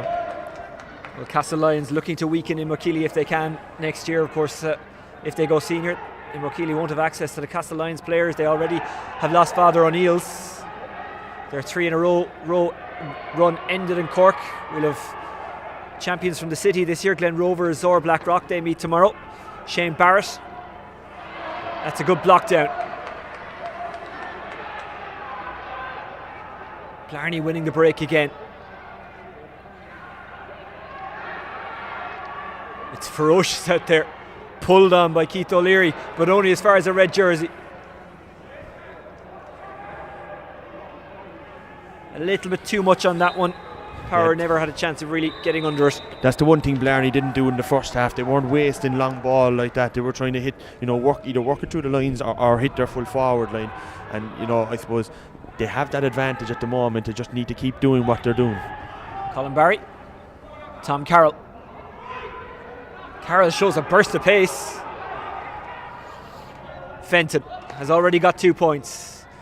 Won't get a third for the moment. No, and again, good defensive play for Blarney that forced Fenton out to the sideline. But again, it's just another wide ball and a puck out for Paul Hallisey. And Declan Hannon has positioned himself now back on the 21-yard line. So there's actually 4 defenders against 3 forwards. And Castlelyons are going to find it fierce hard to break through that defence. And I think Blarney have more or less made up their mind now that they're just going to keep the scoreboard ticking over and not allow Castlelyons to get a goal, in my view. Coleman's in the mood, isn't he? Yeah, he is. That's actually 2 puck outs now that he's won in a row. And I think Castlelyons just need to designate a man marker for him and just put someone on and say he's your man for the rest of the night. Don't leave him free because he has too much quality, and Blarney are looking to get him on the ball at every opportunity, which you'd expect. But pushing someone up in Mark Coleman might be the thing to do at the moment. Fenton comes in for Castlelyons. He would have been somewhere else on the planet only for COVID. He was supposed to go travelling and didn't. Decided to stay around. Very experienced player, by and large a wing forward, actually a cousin of Alan Fenton.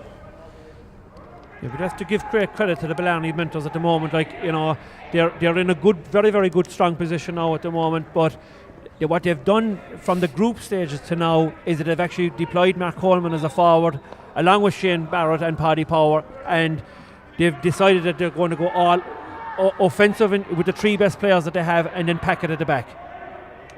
And that is certainly working for them this evening. Jack Barry had the better of that one. Slots it out to Dave Kenny. Jack Barry, who's actually competing with his cousin for the goalkeeping spot, Dave Kenny. Kenny, also kind of a de facto goalkeeping coach. He's done a lot of courses and works incredibly hard with Jack Barry and the other goalkeepers of the club. Castlelyons win it back. They need to get a score. They've only got 1 so far in the first half, and that came in the first minute, but their wide tally is beginning to build up a bit.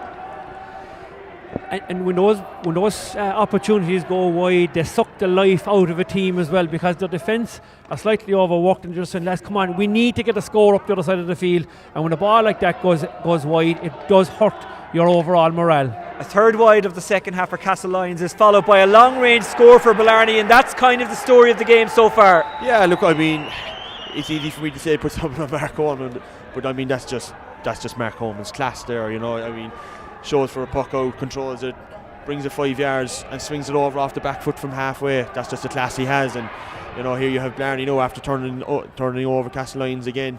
Shane Barrett to Padraig Power. They're cheering.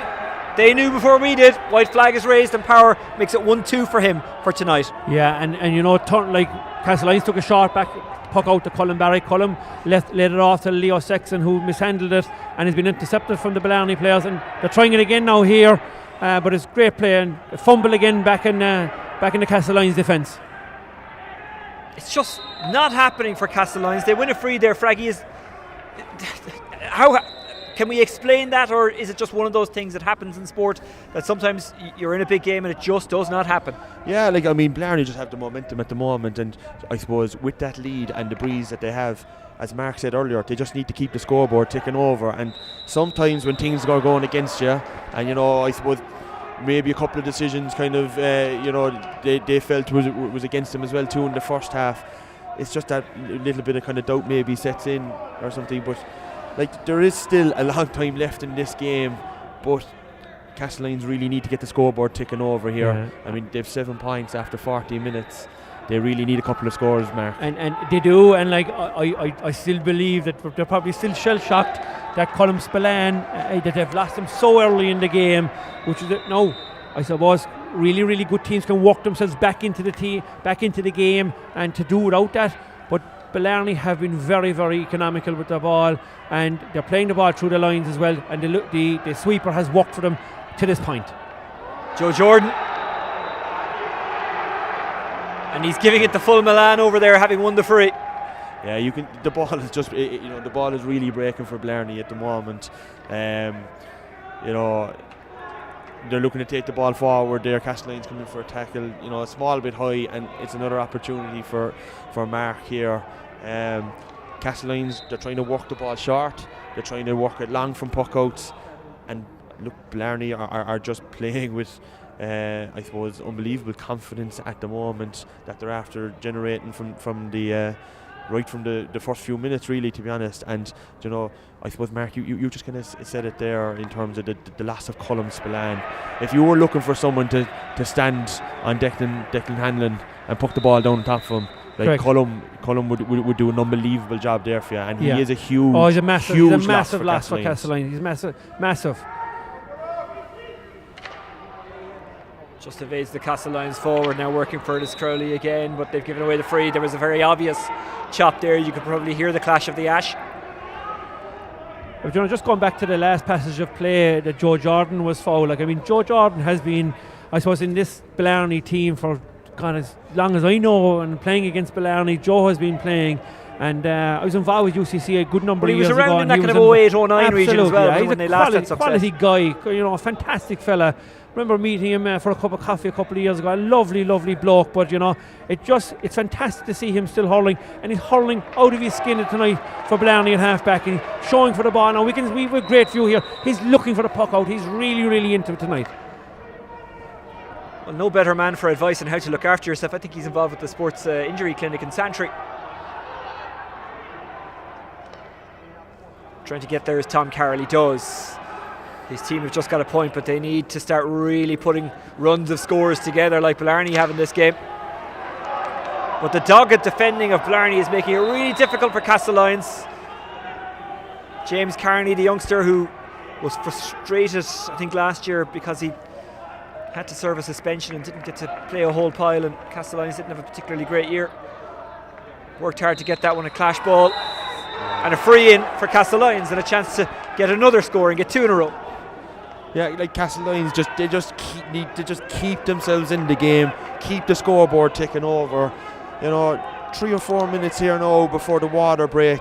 If they could get another 2-3 scores and just put a small bit of doubt into Blarney's mind before the water break, because they're really going to have to try and just keep the scoreboard ticking over. And if they get those goal opportunities again, they'll have to take them this time. But this is a big free here now for Castlelyons, because they're starting to get a small bit more of a foothold in the game, so it's a big one here.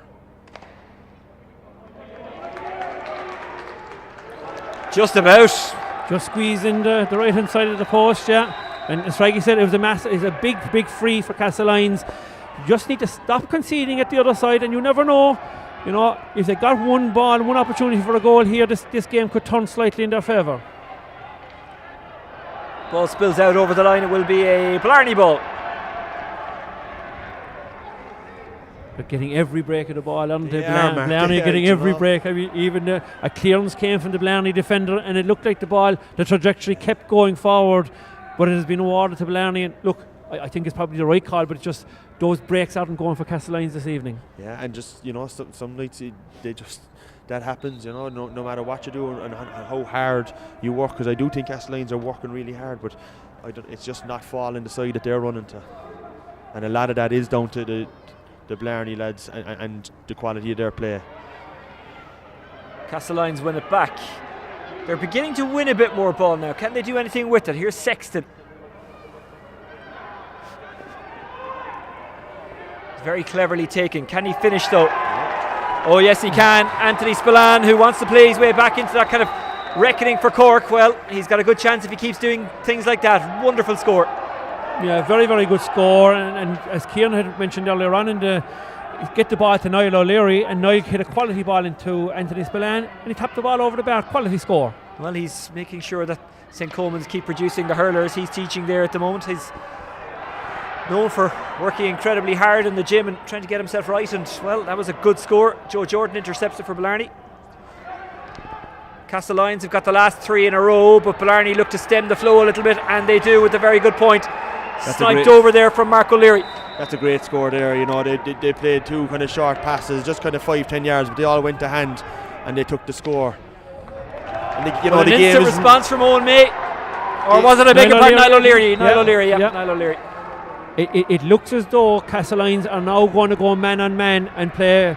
Certainly in the last passage of play, they're going to play with 5 defenders and 7 forwards. Is what it seems to be, and probably the correct thing to do, I think, at this stage, because your team is 7 or 8 points down, and they really need to get a goal. I think they're not going to get.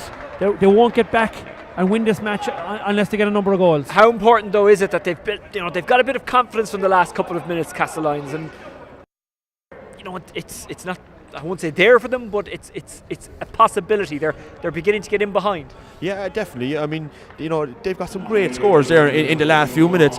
It's actually the best that they've played tonight, and if they can keep that scoreboard ticking over, bear in mind there's a lot at stake here in terms of getting up to senior, and if you can get it back to 4 or 5 points, and if Castlelyons get the ball up front, Blarney will foul. It's just, it's just what kind of happens. But they have to keep the scoreboard ticking over, and when you get that goal opportunity, you have to take it then, Oisín. But the important thing is that you don't panic early. Keep the scoreboard, try and get it back to kind of even 3 or 4 points if you can, and then you see what doubt will come into Blarney. And at the back end for Castlelyons, they don't need to concede easy scores from frees. Their defenders just have to be as smart as possible, get the hurley in, knock the ball away, don't concede frees, and get that ball into the Castlelyons full forward line. But you'd have to still say, with 15 minutes to go, Blarney have one hand on the cup. They have 3 massive players up front in Shane Barrett, Paddy Power and Mark Coleman, and the extra man in defence is working a treat for them this evening. We saw it last week, didn't we, with Glen Rovers? Good teams come good in the final quarter, and when they have to, and that is a fantastic catch. Again, they're outnumbered up there. But that looked like a bit of a loose stick for me. Anthony Spillane, the victim of it. Kieran O'Regan says play on. Hanlon clears. Sweeping it up, Colin Barry. Back it goes to Jack Barry. Jack Barry has a bit of space to wander here. Mark O'Leary goes to close him down. It's a pacey ball. Good dispossession by Joe Jordan. But Castlelyons get the possession again. That's a lovely turn. It's going to drop. Spillane is trying to get there, but too much on it. Yeah, you can see Castlelyons now. They're definitely getting a small bit of a foothold. But the one thing they're doing, they're taking the sweeper out of the game. Declan Hanlon at the moment is kind of positioning himself between the 21 and the edge of the D, and he's not really having that much of an impact in the game. Mainly because Castlelyons are playing them out of the game with the ball that they're playing into their forwards down the wings. And Niall O'Leary has actually gone to centre forward now. Jamie O'Leary is playing as a sweeper back, and there are 2 Blarney forwards inside their own 65-yard line, 3 inside 100 yards. So, Blarney are going to pack the defence here, and they're not going to give away any goal here. Oisín, is what the plan is. That's all. It was a dangerous one, a dropping one. Spillane couldn't direct it towards goal. It's swept up by Crowley. Crowley under pressure. 65. Castlelyons very, very noticeably are on top now. They are. They're playing really well. Mark said it there. I mean, Blarney have everyone bar 3 players back inside their own half. You can go too defensive as well too. I mean, there's still 12 minutes of normal time and probably another 3 or 4 minutes of injury time that's left in this game, and they need to keep playing and keep going through. Mark Coleman, Declan Hanlon, Joe Jordan. Get the ball to Barrett, who we haven't seen in a while now, Mark, and he was dominant at the start of the second half. No, but it's testament to Castlelyons that they're staying in the game, they're fighting on their back at this moment in time, having lost Colm Spillane so early in the game. There are a number of Blarney players that are down now getting treated, but Kieran O'Regan is having nothing of it. He's leaving the ball play. Paul Allison goals will be tricky here because the Castlelyons supporters are roaring at the referee to get him to puck out the ball. They're loud in East Cork, as you well know, Mark. We can hear you over the border sometimes in Ardmore. Ball slotted out of defence from Colm O'Neill, and it just bounces out, and it'll be a line ball for Blarney. Yes, still Blarney are still in the driving seat, and they have whatever breeze is behind, and the breeze is fresh blowing into the Blackrock end, and it's just, I suppose, there's sometimes you'll be trying to wind down the clock, but it's probably still a bit early. You know, there was 10 minutes left on the clock and 3 or 4 minutes of injury time more than likely. So they still need to head for home. I would expect. You know, still keep playing with confidence and I suppose don't rush away from their game plan that they're having at the moment, which has been very, very successful for them. Mark O'Leary from Blarney was just holding up Castlelyons. They're standing over the ball. They couldn't take the line ball quickly. Mark O'Leary using his managerial acumen there. He's the manager of the Blarney football team. Now, we saw Blarney playing in the quarter-final against Ballincollig this year, and they were 7 or 8 points down with 6 or 7 minutes left, and they came out and they got the point to win it. So, like, in these games, Oisin, the game could still go down to the wire here, even though Blarney are still in the driving seat. Anything can happen in Championship. And you just look at that Castlelyons forward line, there is definitely a goal or two in them. There might be one here for Spillane. He's certainly thinking about it. He's held back. That's a clever foul from Hanlon. He's given away the free. But Fraggy, much as people don't like to see it, it was cynical, but it was clever. Yeah, it was, and you know, as I said earlier, this is what Castlelyons need to do. Just keep in the game, because Blarney will foul. If you start running at them, you know, in the last few minutes, they will give away free. And if you can keep the scoreboard ticking over, you give yourself an opportunity. But I just feel at the moment, Blarney are gone small with too kind of defensive. Even from that line ball, they were standing off the men all night. They haven't given Castlelyons an inch. Whereas they're just starting now maybe to see kind of the finish line in sight, but there's still a long way to go in this game, and Castlelyons are playing all the hurling at the moment. Yes, Castlelyons are on the ascendancy. They've got their, I suppose, Niall O'Leary has gone to centre forward, has had a big help in the team, and there's no doubt that the finishing line is getting, and some teams will tighten up slightly and make a number of mistakes, but you know, the likes of Mark Coleman and Shane Barrett and the quality of players that they have, I still think the Blarney will see it out. They could do with a boost, but they're not going to get one. Yeah, again there now, you know, just a long wasted ball in over the end line instead of just playing it in front of the full forward line. And once the ball is in there, it gives you an opportunity to do something. No score since the water break for Blarney. They're still ahead. Comes Colm O'Neill, and they get the free in. And it's kind of roles reversed now from the first quarter, where we saw a lot of frees were being awarded to Blarney. We now see Castlelyons have the last probably 3 or 4 frees have been awarded to them. And like last weekend, Alan Connolly from this position scored an equalising score against UCC in Blackrock, and Mick Spillane has the opportunity here now. Some words coming in from John Crowley on the sideline. Is it a case of drop? I would be saying at this moment in time, take your time, knock the ball over the bar, keep the scoreboard coming down. They've moved it down from 9 points down to 6. This will bring it to 5. It's a massive, massive free for Castlelyons. It's a huge free, and I've no doubt that John Crowley was just telling them, keep getting on the ball, keep moving it inside, and just keep working on it. It's huge free here now. Spillane. That goes wide. It remains a 6-point game. Darren Tobin is coming back in. Was in the first half as a blood stroke injury sub. Very, very, very experienced. Can kind of cover midfield in the forward region. Slightly broken momentum now, slightly, and I'm a bit surprised that he took the free when the announcer was making the announcement for the sub coming on.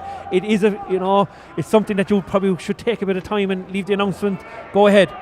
Young James Carney comes off. Tobin comes in. 2 players, I suppose, at the opposite end of the age range. Here's Paul O'Leary, the player manager. Joe Jordan chasing after it is Mark O'Leary, but he's not going to get there. Yeah, the last 3 puck-outs for Blarney have gone straight down on top of Mark Coleman, and you just kind of wonder, you know, it just allows Castlelyons to spoil Mark. And you know, we mentioned it earlier about Castlelyons putting a man up on top of Mark Coleman, and Castlelyons have put Tom Carroll on him, and he's done an excellent job there in the last few minutes. But you'd wonder putting high ball down on top of Mark. Oh, that's a wonderful catch. Now he's got runners, and Spillane running inside. Spillane does take it, but there's lots of red bodies between him and the goal, so he just cleverly pops it over. And Niall O'Leary has certainly made a big, big difference for Castlelyons going into the forward line. And we see another Blarney defender is going down looking for attention from the physio, and the referee, as I've mentioned, is allowing play to continue. You know what, they mightn't need a goal because they can just keep popping over the points. There's only 5 in it at the moment. Here you go now. Earlier this line ball was going for Blarney, and you know, Castlelyons are getting it now. Blarney seem to be in trouble with their corner back, Sean Crowley. He went down earlier with injury, and it looks like they're trying to get him off.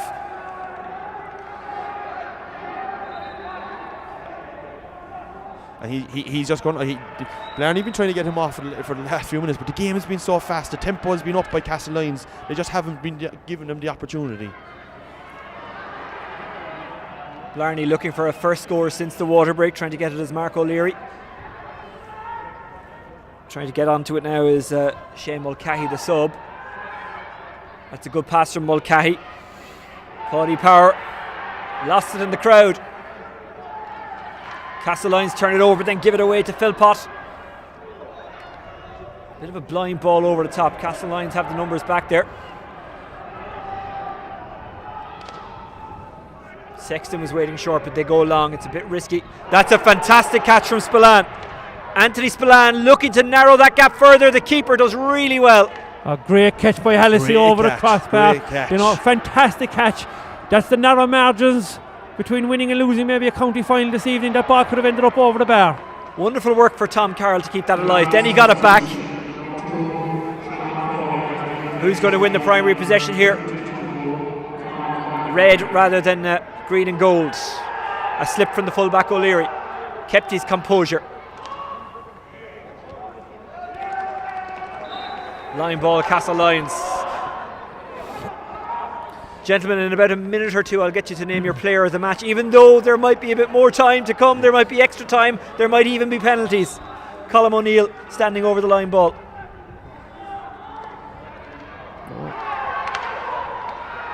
Spillane pulls on it, eventually does end up going down the park, but Hallisey minds it very well. Yeah, just a ball like that now, a first time pull could have went anywhere, but it actually has gone wide on that occasion.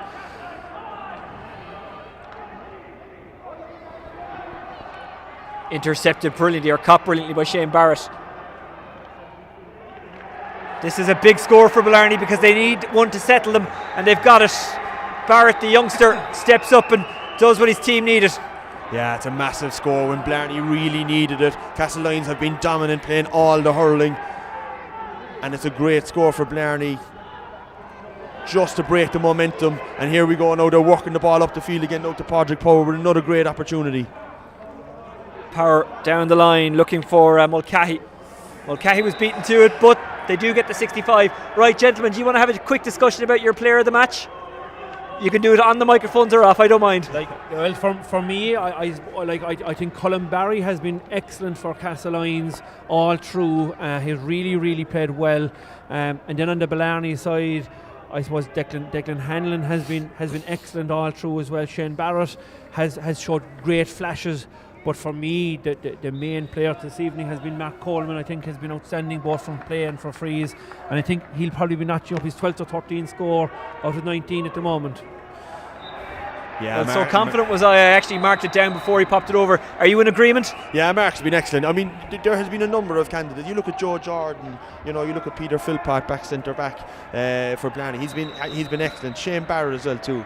But Mark, when they needed him at the start, he set the tempo and he got the scores, and he's been excellent all through.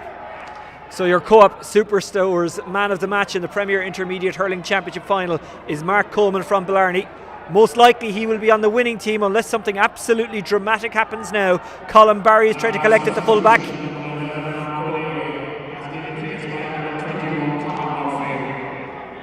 Murphy in for O'Leary. That's on the Blarney side, obviously. I think that's O'May trying to pick it up. It is, but he's beaten to it. Blarney have got back on top. Really strong work from Patrick Crowley. He's had a great game as well. You mentioned him in your man of the match discussions. Yeah, I think Blarney have weathered the storm. Oisín, we saw the Castlelyons team that we saw all year for about maybe 10 or 15 minutes in the middle of the second half, but just not enough on the evening that's in it. And Blarney, full value for I'm calling it at the moment. I think Blarney are home and host, to be honest. I can't see Castlelyons getting the goals that they need, but I mean, great credit must go to the Blarney management, how they have thundered around from the group stages aside in Mourne Abbey to get into the county final this evening. I think we'll have to say a word for Ballincollig mentors as well, and the players, because I think they had one foot in the semi-final as well a number of weeks back, but in fairness to Blarney, they have really turned their season around, and at the moment they look like they're going to be playing senior hurling back in the senior ranks again next year. Spillan's going to put this one over and take the score, but he puts it wide, and it just sums up their evening, doesn't it, Fraggy? Yeah, it does. You know, he was in two minds whether to kind of drive it low and try and get a deflection or something, or whether to put it over the bar, and he just ended up doing kind of neither, which often happens. You know, we're into injury time now. They're probably looking for Blarney just to kind of see out this game and just make sure that they don't kind of concede a goal, because they have that cushion. And that goal chance that they took, whereas Castlelyons, Mark, they probably squandered 2 or 3 goal chances. And missed the opportunities, I suppose, when they needed them, which was the key thing. And but like in the overall context of things, Blarney were the better team right throughout the game. Ben Ahern has come in, his uncle a selector on the team.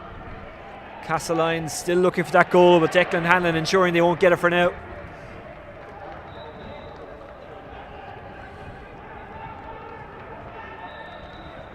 Like the deployment of Declan Hanlon has probably been the main one of the main things, and also Mark Coleman going to the forward line, being very offensive. Sexton gives it away. Mark Coleman, the man of the match. Coleman goes off on another run. Lovely stick pass. Colin Murphy racing after it is Paddy Power. His goal really kind of set Blarney in motion in the second half, although Castlelyons did make a mini comeback. They just couldn't quite get close enough. Ben Ahern just off the bench throws it up for Crowley. Overcarried, free out.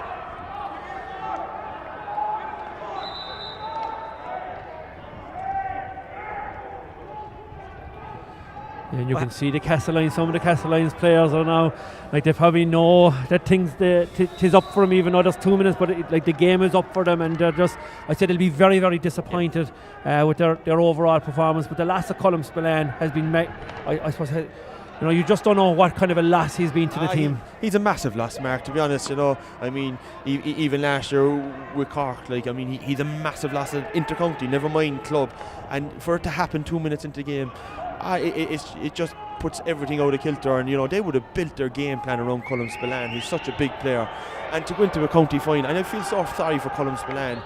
He's been unlucky with injuries all through his career, to be fair. Ball skips, but away from the goal. An unlucky bounce again for Castlelyons after Jack Barry left it in long. The really disappointing thing for Castlelyons, as you said, Mark, is that they just haven't played. I mean, if you get to a final and you give it your best and you're simply beaten by a better team, fair enough. Yeah. But they'll be left wondering for a long time. Mark Coleman, no wondering for him. He will be the man of the match, and, well, he will be celebrating tonight with Blarney, all socially distanced, all responsible and all that, but still, you can't take away the joy. You can change the celebrations, but the joy is the same. And Oisín, I made this, and you referenced it earlier on, that I would have been critical of him in the group game, and I was critical of him that night, because I was expecting more out of him as their main man. And we are seeing here tonight that he's done exactly what you'd expect out of your main player, your intercounty player. He has brought the game to Castlelyons himself, not single-handedly now, but he has had a fantastic game himself, and that's what you really want from your quality player. You want him to be the leader, you want him to take the responsibility and show how good a hurler he is, and he's been magnificent tonight, and great credit to him. Yeah, and there you have Colin Barry again, still fighting to the death for Castlelyons. He's been excellent tonight for Castlelyons, to be fair to him. He cleared a lot of ball as well too there in the first half when they were under pressure. And Paddy Power has got a goal and 2 points off him, but that's not, he's played reasonably okay, but Colin Barry has probably won the battle there, I would say. Well, life and sport, I guess, is a bit of a roller coaster. Blarney, back in the kind of first decade of this century, had a very successful time winning an All-Ireland intermediate title. They went on to be senior, they got relegated, but now they are back after a bit of a wait, and they deserve their spot in the top grade. They've beaten Castlelyons 120 to 15 points in this Co-op Superstores Intermediate Hurling Championship final, and Well, it's hard to argue with that result, isn't it? No, absolutely not. Brilliant performance, and great credit down to the mentors and the players in Blarney. I mean, they really got their matchups right tonight. They went with a tactic, they played the sweeper, and it has worked out for them. You know, like anybody who watched the group game wouldn't have expected the result that we saw there this evening. So I think there's great credit down to the management and the mentors and the players this evening for the way they have turned their season around.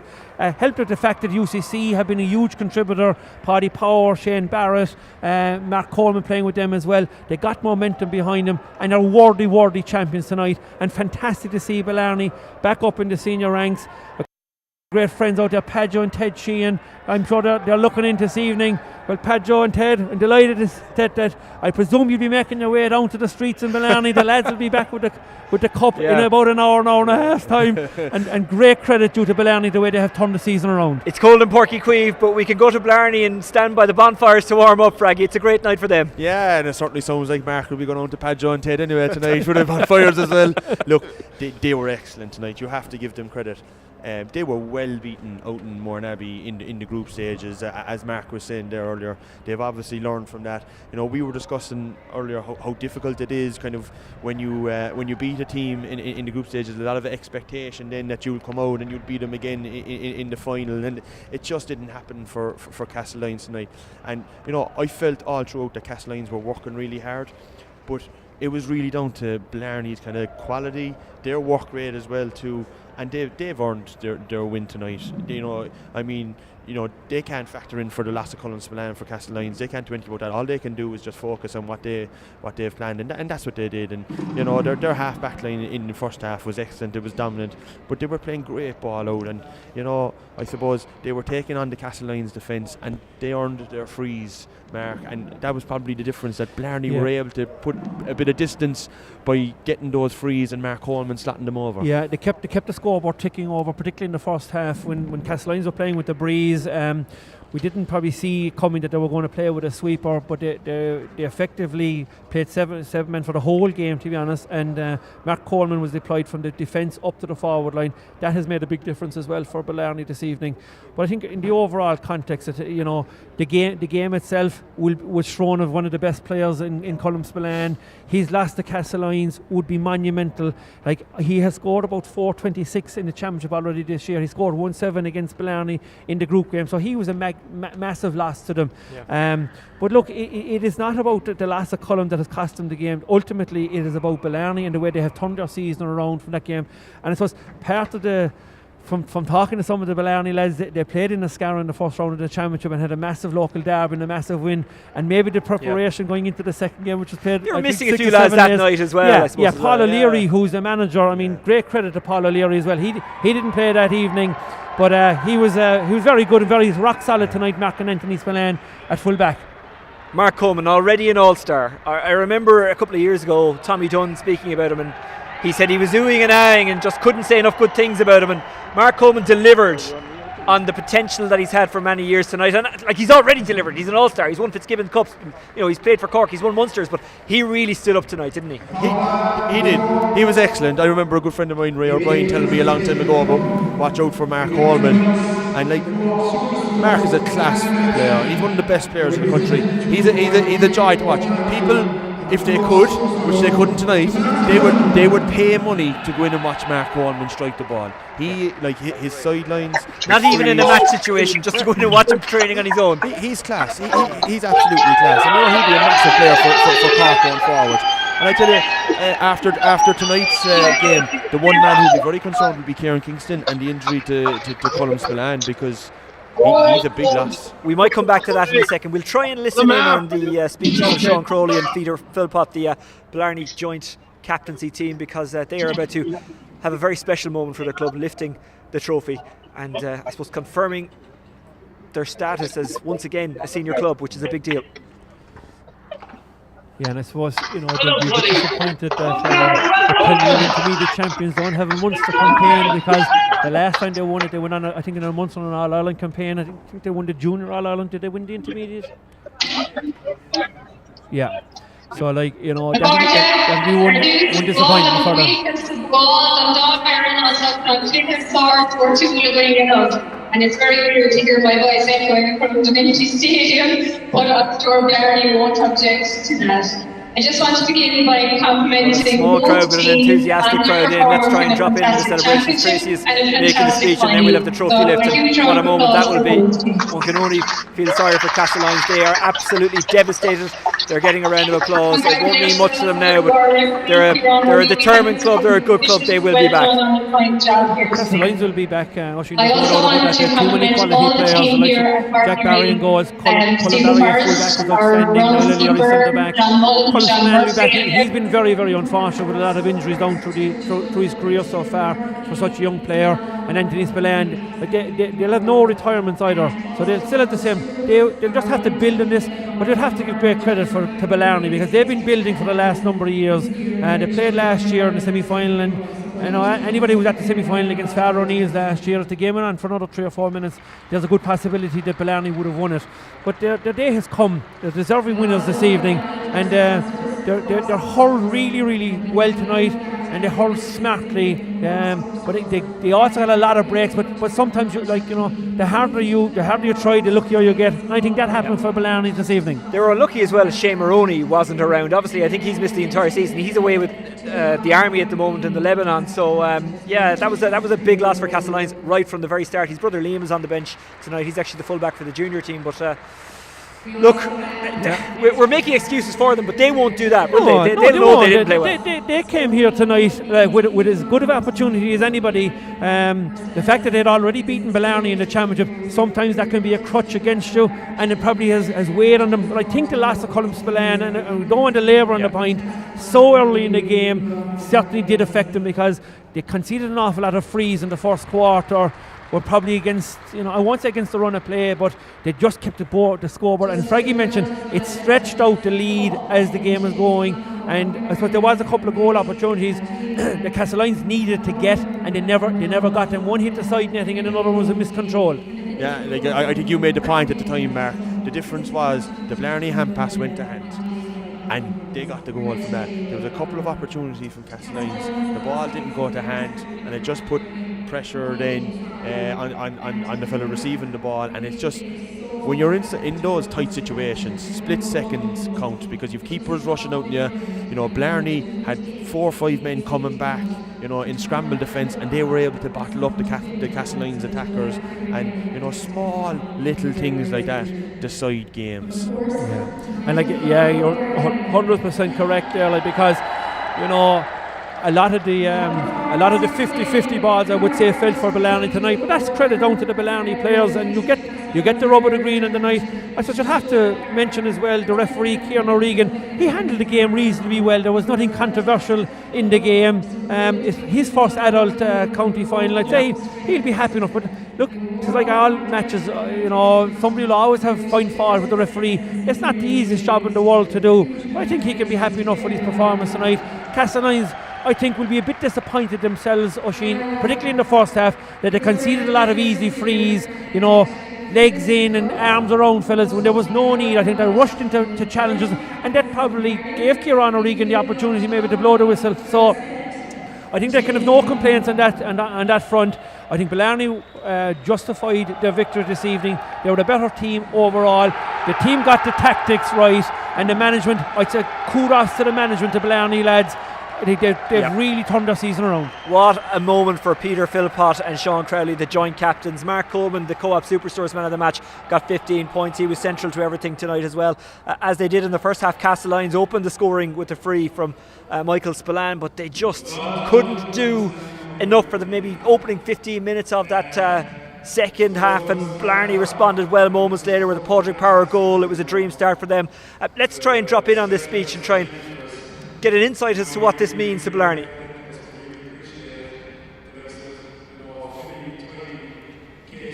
I saw Paul the physio, sometimes on his phone, can't do way more than do it like that.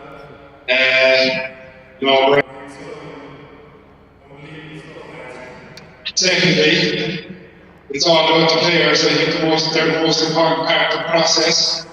We could easily turn around after Father O'Neill's last year. We could put the heads down during COVID, could put the heads down, but she drove on. We kept finding ways to drive on. and here we are. Lastly, I suppose I'd just like to take it back to 12 years ago.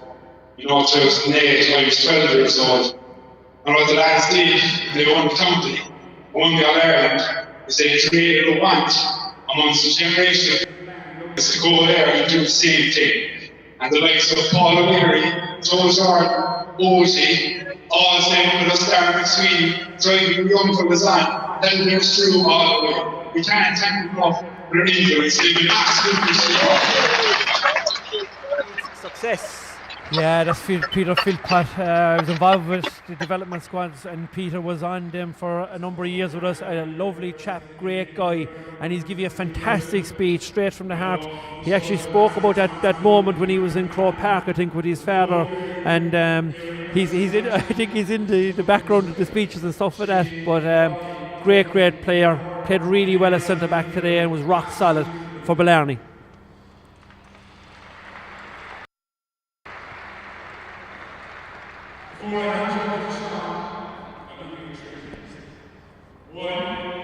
Boom is back. 2, we've celebrated. 3, now. 2 out of 3 there. I'm not so sure about the boom, but COVID is here. But a fantastic night for them. As just before we go, Castlelyons scored 3 points after the water break and appeared to be regaining confidence, but Hallisey made that magnificent save from over the crossbar, and after that Blarney kind of took back over, and that was that was the sign of a good team. Easy for them to collapse into themselves. It looked like they were going to. Yeah, and you have to give great credit to Shane Barrett as well too. He really stood up. Blarney were struggling at the time. Castlelyons were, Oisín, you're right, they were completely dominant. And he won a ball out around the kind of middle of the field and brought it down the left flank and slotted it over. I'll leave them sing for a second, Frank.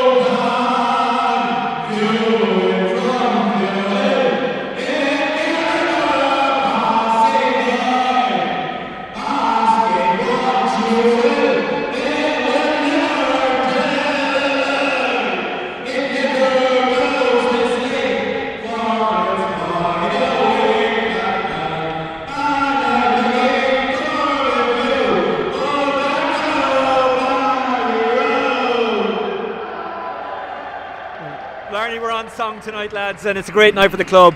Fraggy, your final thoughts? Yeah, look, finals are there.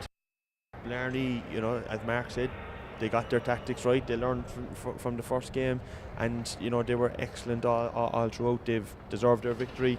Hard lines to Castlelyons. They worked hard, but it just didn't happen for them tonight. They really only got going in probably the last 15-20 minutes of the game when they showed their class. But a lot of that is down to Blarney, and they'll celebrate tonight, and they deserve it. They were the better team in the night, Mark. Yeah, absolutely, and great credit due to the Blarney management at the way they got their tactics right. And then I suppose up stepped their main man, Mark Coleman, who I thought was outstanding. He was inspirational for his team. 15 points. It's phenomenal, it's really, really, and it's great for Cork hurling as well, that the likes of Kieran Kingston is looking in, and your main players are playing well. Like Niall O'Leary, just to mention him, had a reasonably good game as well, and on a ship that probably was sailing in the wrong direction for a lot of the game. But I think great credit due to Blarney, and a lot of people, aren't going to taste the success. The supporters, they're not allowed in here, so the lucky 50 or maybe 100 people that are here, they are very, very lucky to be here this evening. But a fantastic speech from Peter Philpott, and you could see his players arm in arm with the mentors, and it's closing in now at half past 8. I think that if you're in Blarney at the moment, get the skids on now and have your face mask and get down to the village, because your team are coming back with the cup and they're county champions, and they're gone back up senior, which is massive for Blarney. Peter Philpott, fantastic speech. Sean Crowley also said a nice few words as well. Of course, it's in the Philpott blood, isn't it? His dad would have done it with St Finbarr's, so they're a family who are accustomed to success. My thanks to you, Fraggy, and to you, Mark Lander. So Blarney are back in senior. Tomorrow we turn our attentions to those senior finals. The Senior A final is first up. That's between Father O'Neill's and Charleville. Both of them have actually had good runs in the All-Ireland series over the last couple of years. They've both been very, very successful in the last couple of years, so it looks like it's going to be a really, really good game. Father O'Neill's against Charleville. It's live on the Irish Examiner social media pages at 12:30. And I suppose the two teams tonight, Blarney and Castlelyons, were probably everybody's fancies to get to the final, and Charleville and Father O'Neill's were most people's favourites to get there as well. Two teams that have won the Premier Intermediate in the last number of years as well and been to All-Ireland finals. I think, you know, the loss of John Melrick and Dan Harrington for Father O'Neill's, and they won't be using that as an excuse going in, but they are two quality players, and like when you have somebody like Dara Fitzgibbon on the opposition, and John Melrick would have been probably assigned to mark him, you know, you'd have to say Charleville will start as slight favourites, but in the likes of Decky Dalton, Billy Dunn and Liam O'Driscoll, if they got enough ball on any night, Oisín, they will punish you. So it's a very, very level game, but I think Charleville will be slight favourites going into the game. Quick word on that one, Fraggy? Yeah, it's going to be a great game. It's going to be a cracker, to be honest. You know, fantastic set of players on both sides, and it's really set up, as Mark said. They would have been kind of the two teams that you'd say, if they were kept apart, that they would come through, and you know, it's going to be a real shootout here. Again, you know what way the weather's going to be tomorrow. There's all kind of talks of heavy showers and stuff like that, but there certainly will be a lot of quality, and a great game to look forward to, and a great one for the Irish Examiner to have. Okay, well, that's Father O'Neill's against Charleville. That's going to be live on the Irish Examiner, and you can check that out with us. We'll also build up to the Premier Senior Final between Glen Rovers and Blackrock, an all-city affair. That's tomorrow. Tonight is tonight. It's Saturday night, and it's going to be a good Saturday night in Blarney. I'm sure the bonfires will be going, and I'm sure that people will be out to welcome them all, socially distant and all that. They've beaten Castlelyons 120 to 15 points, and they are back up into the senior grade. That's it from us in Porky Quay. We're back here tomorrow. The game is off at 12:30. We're on air at about 12:15, so join us for that. Until then, goodbye.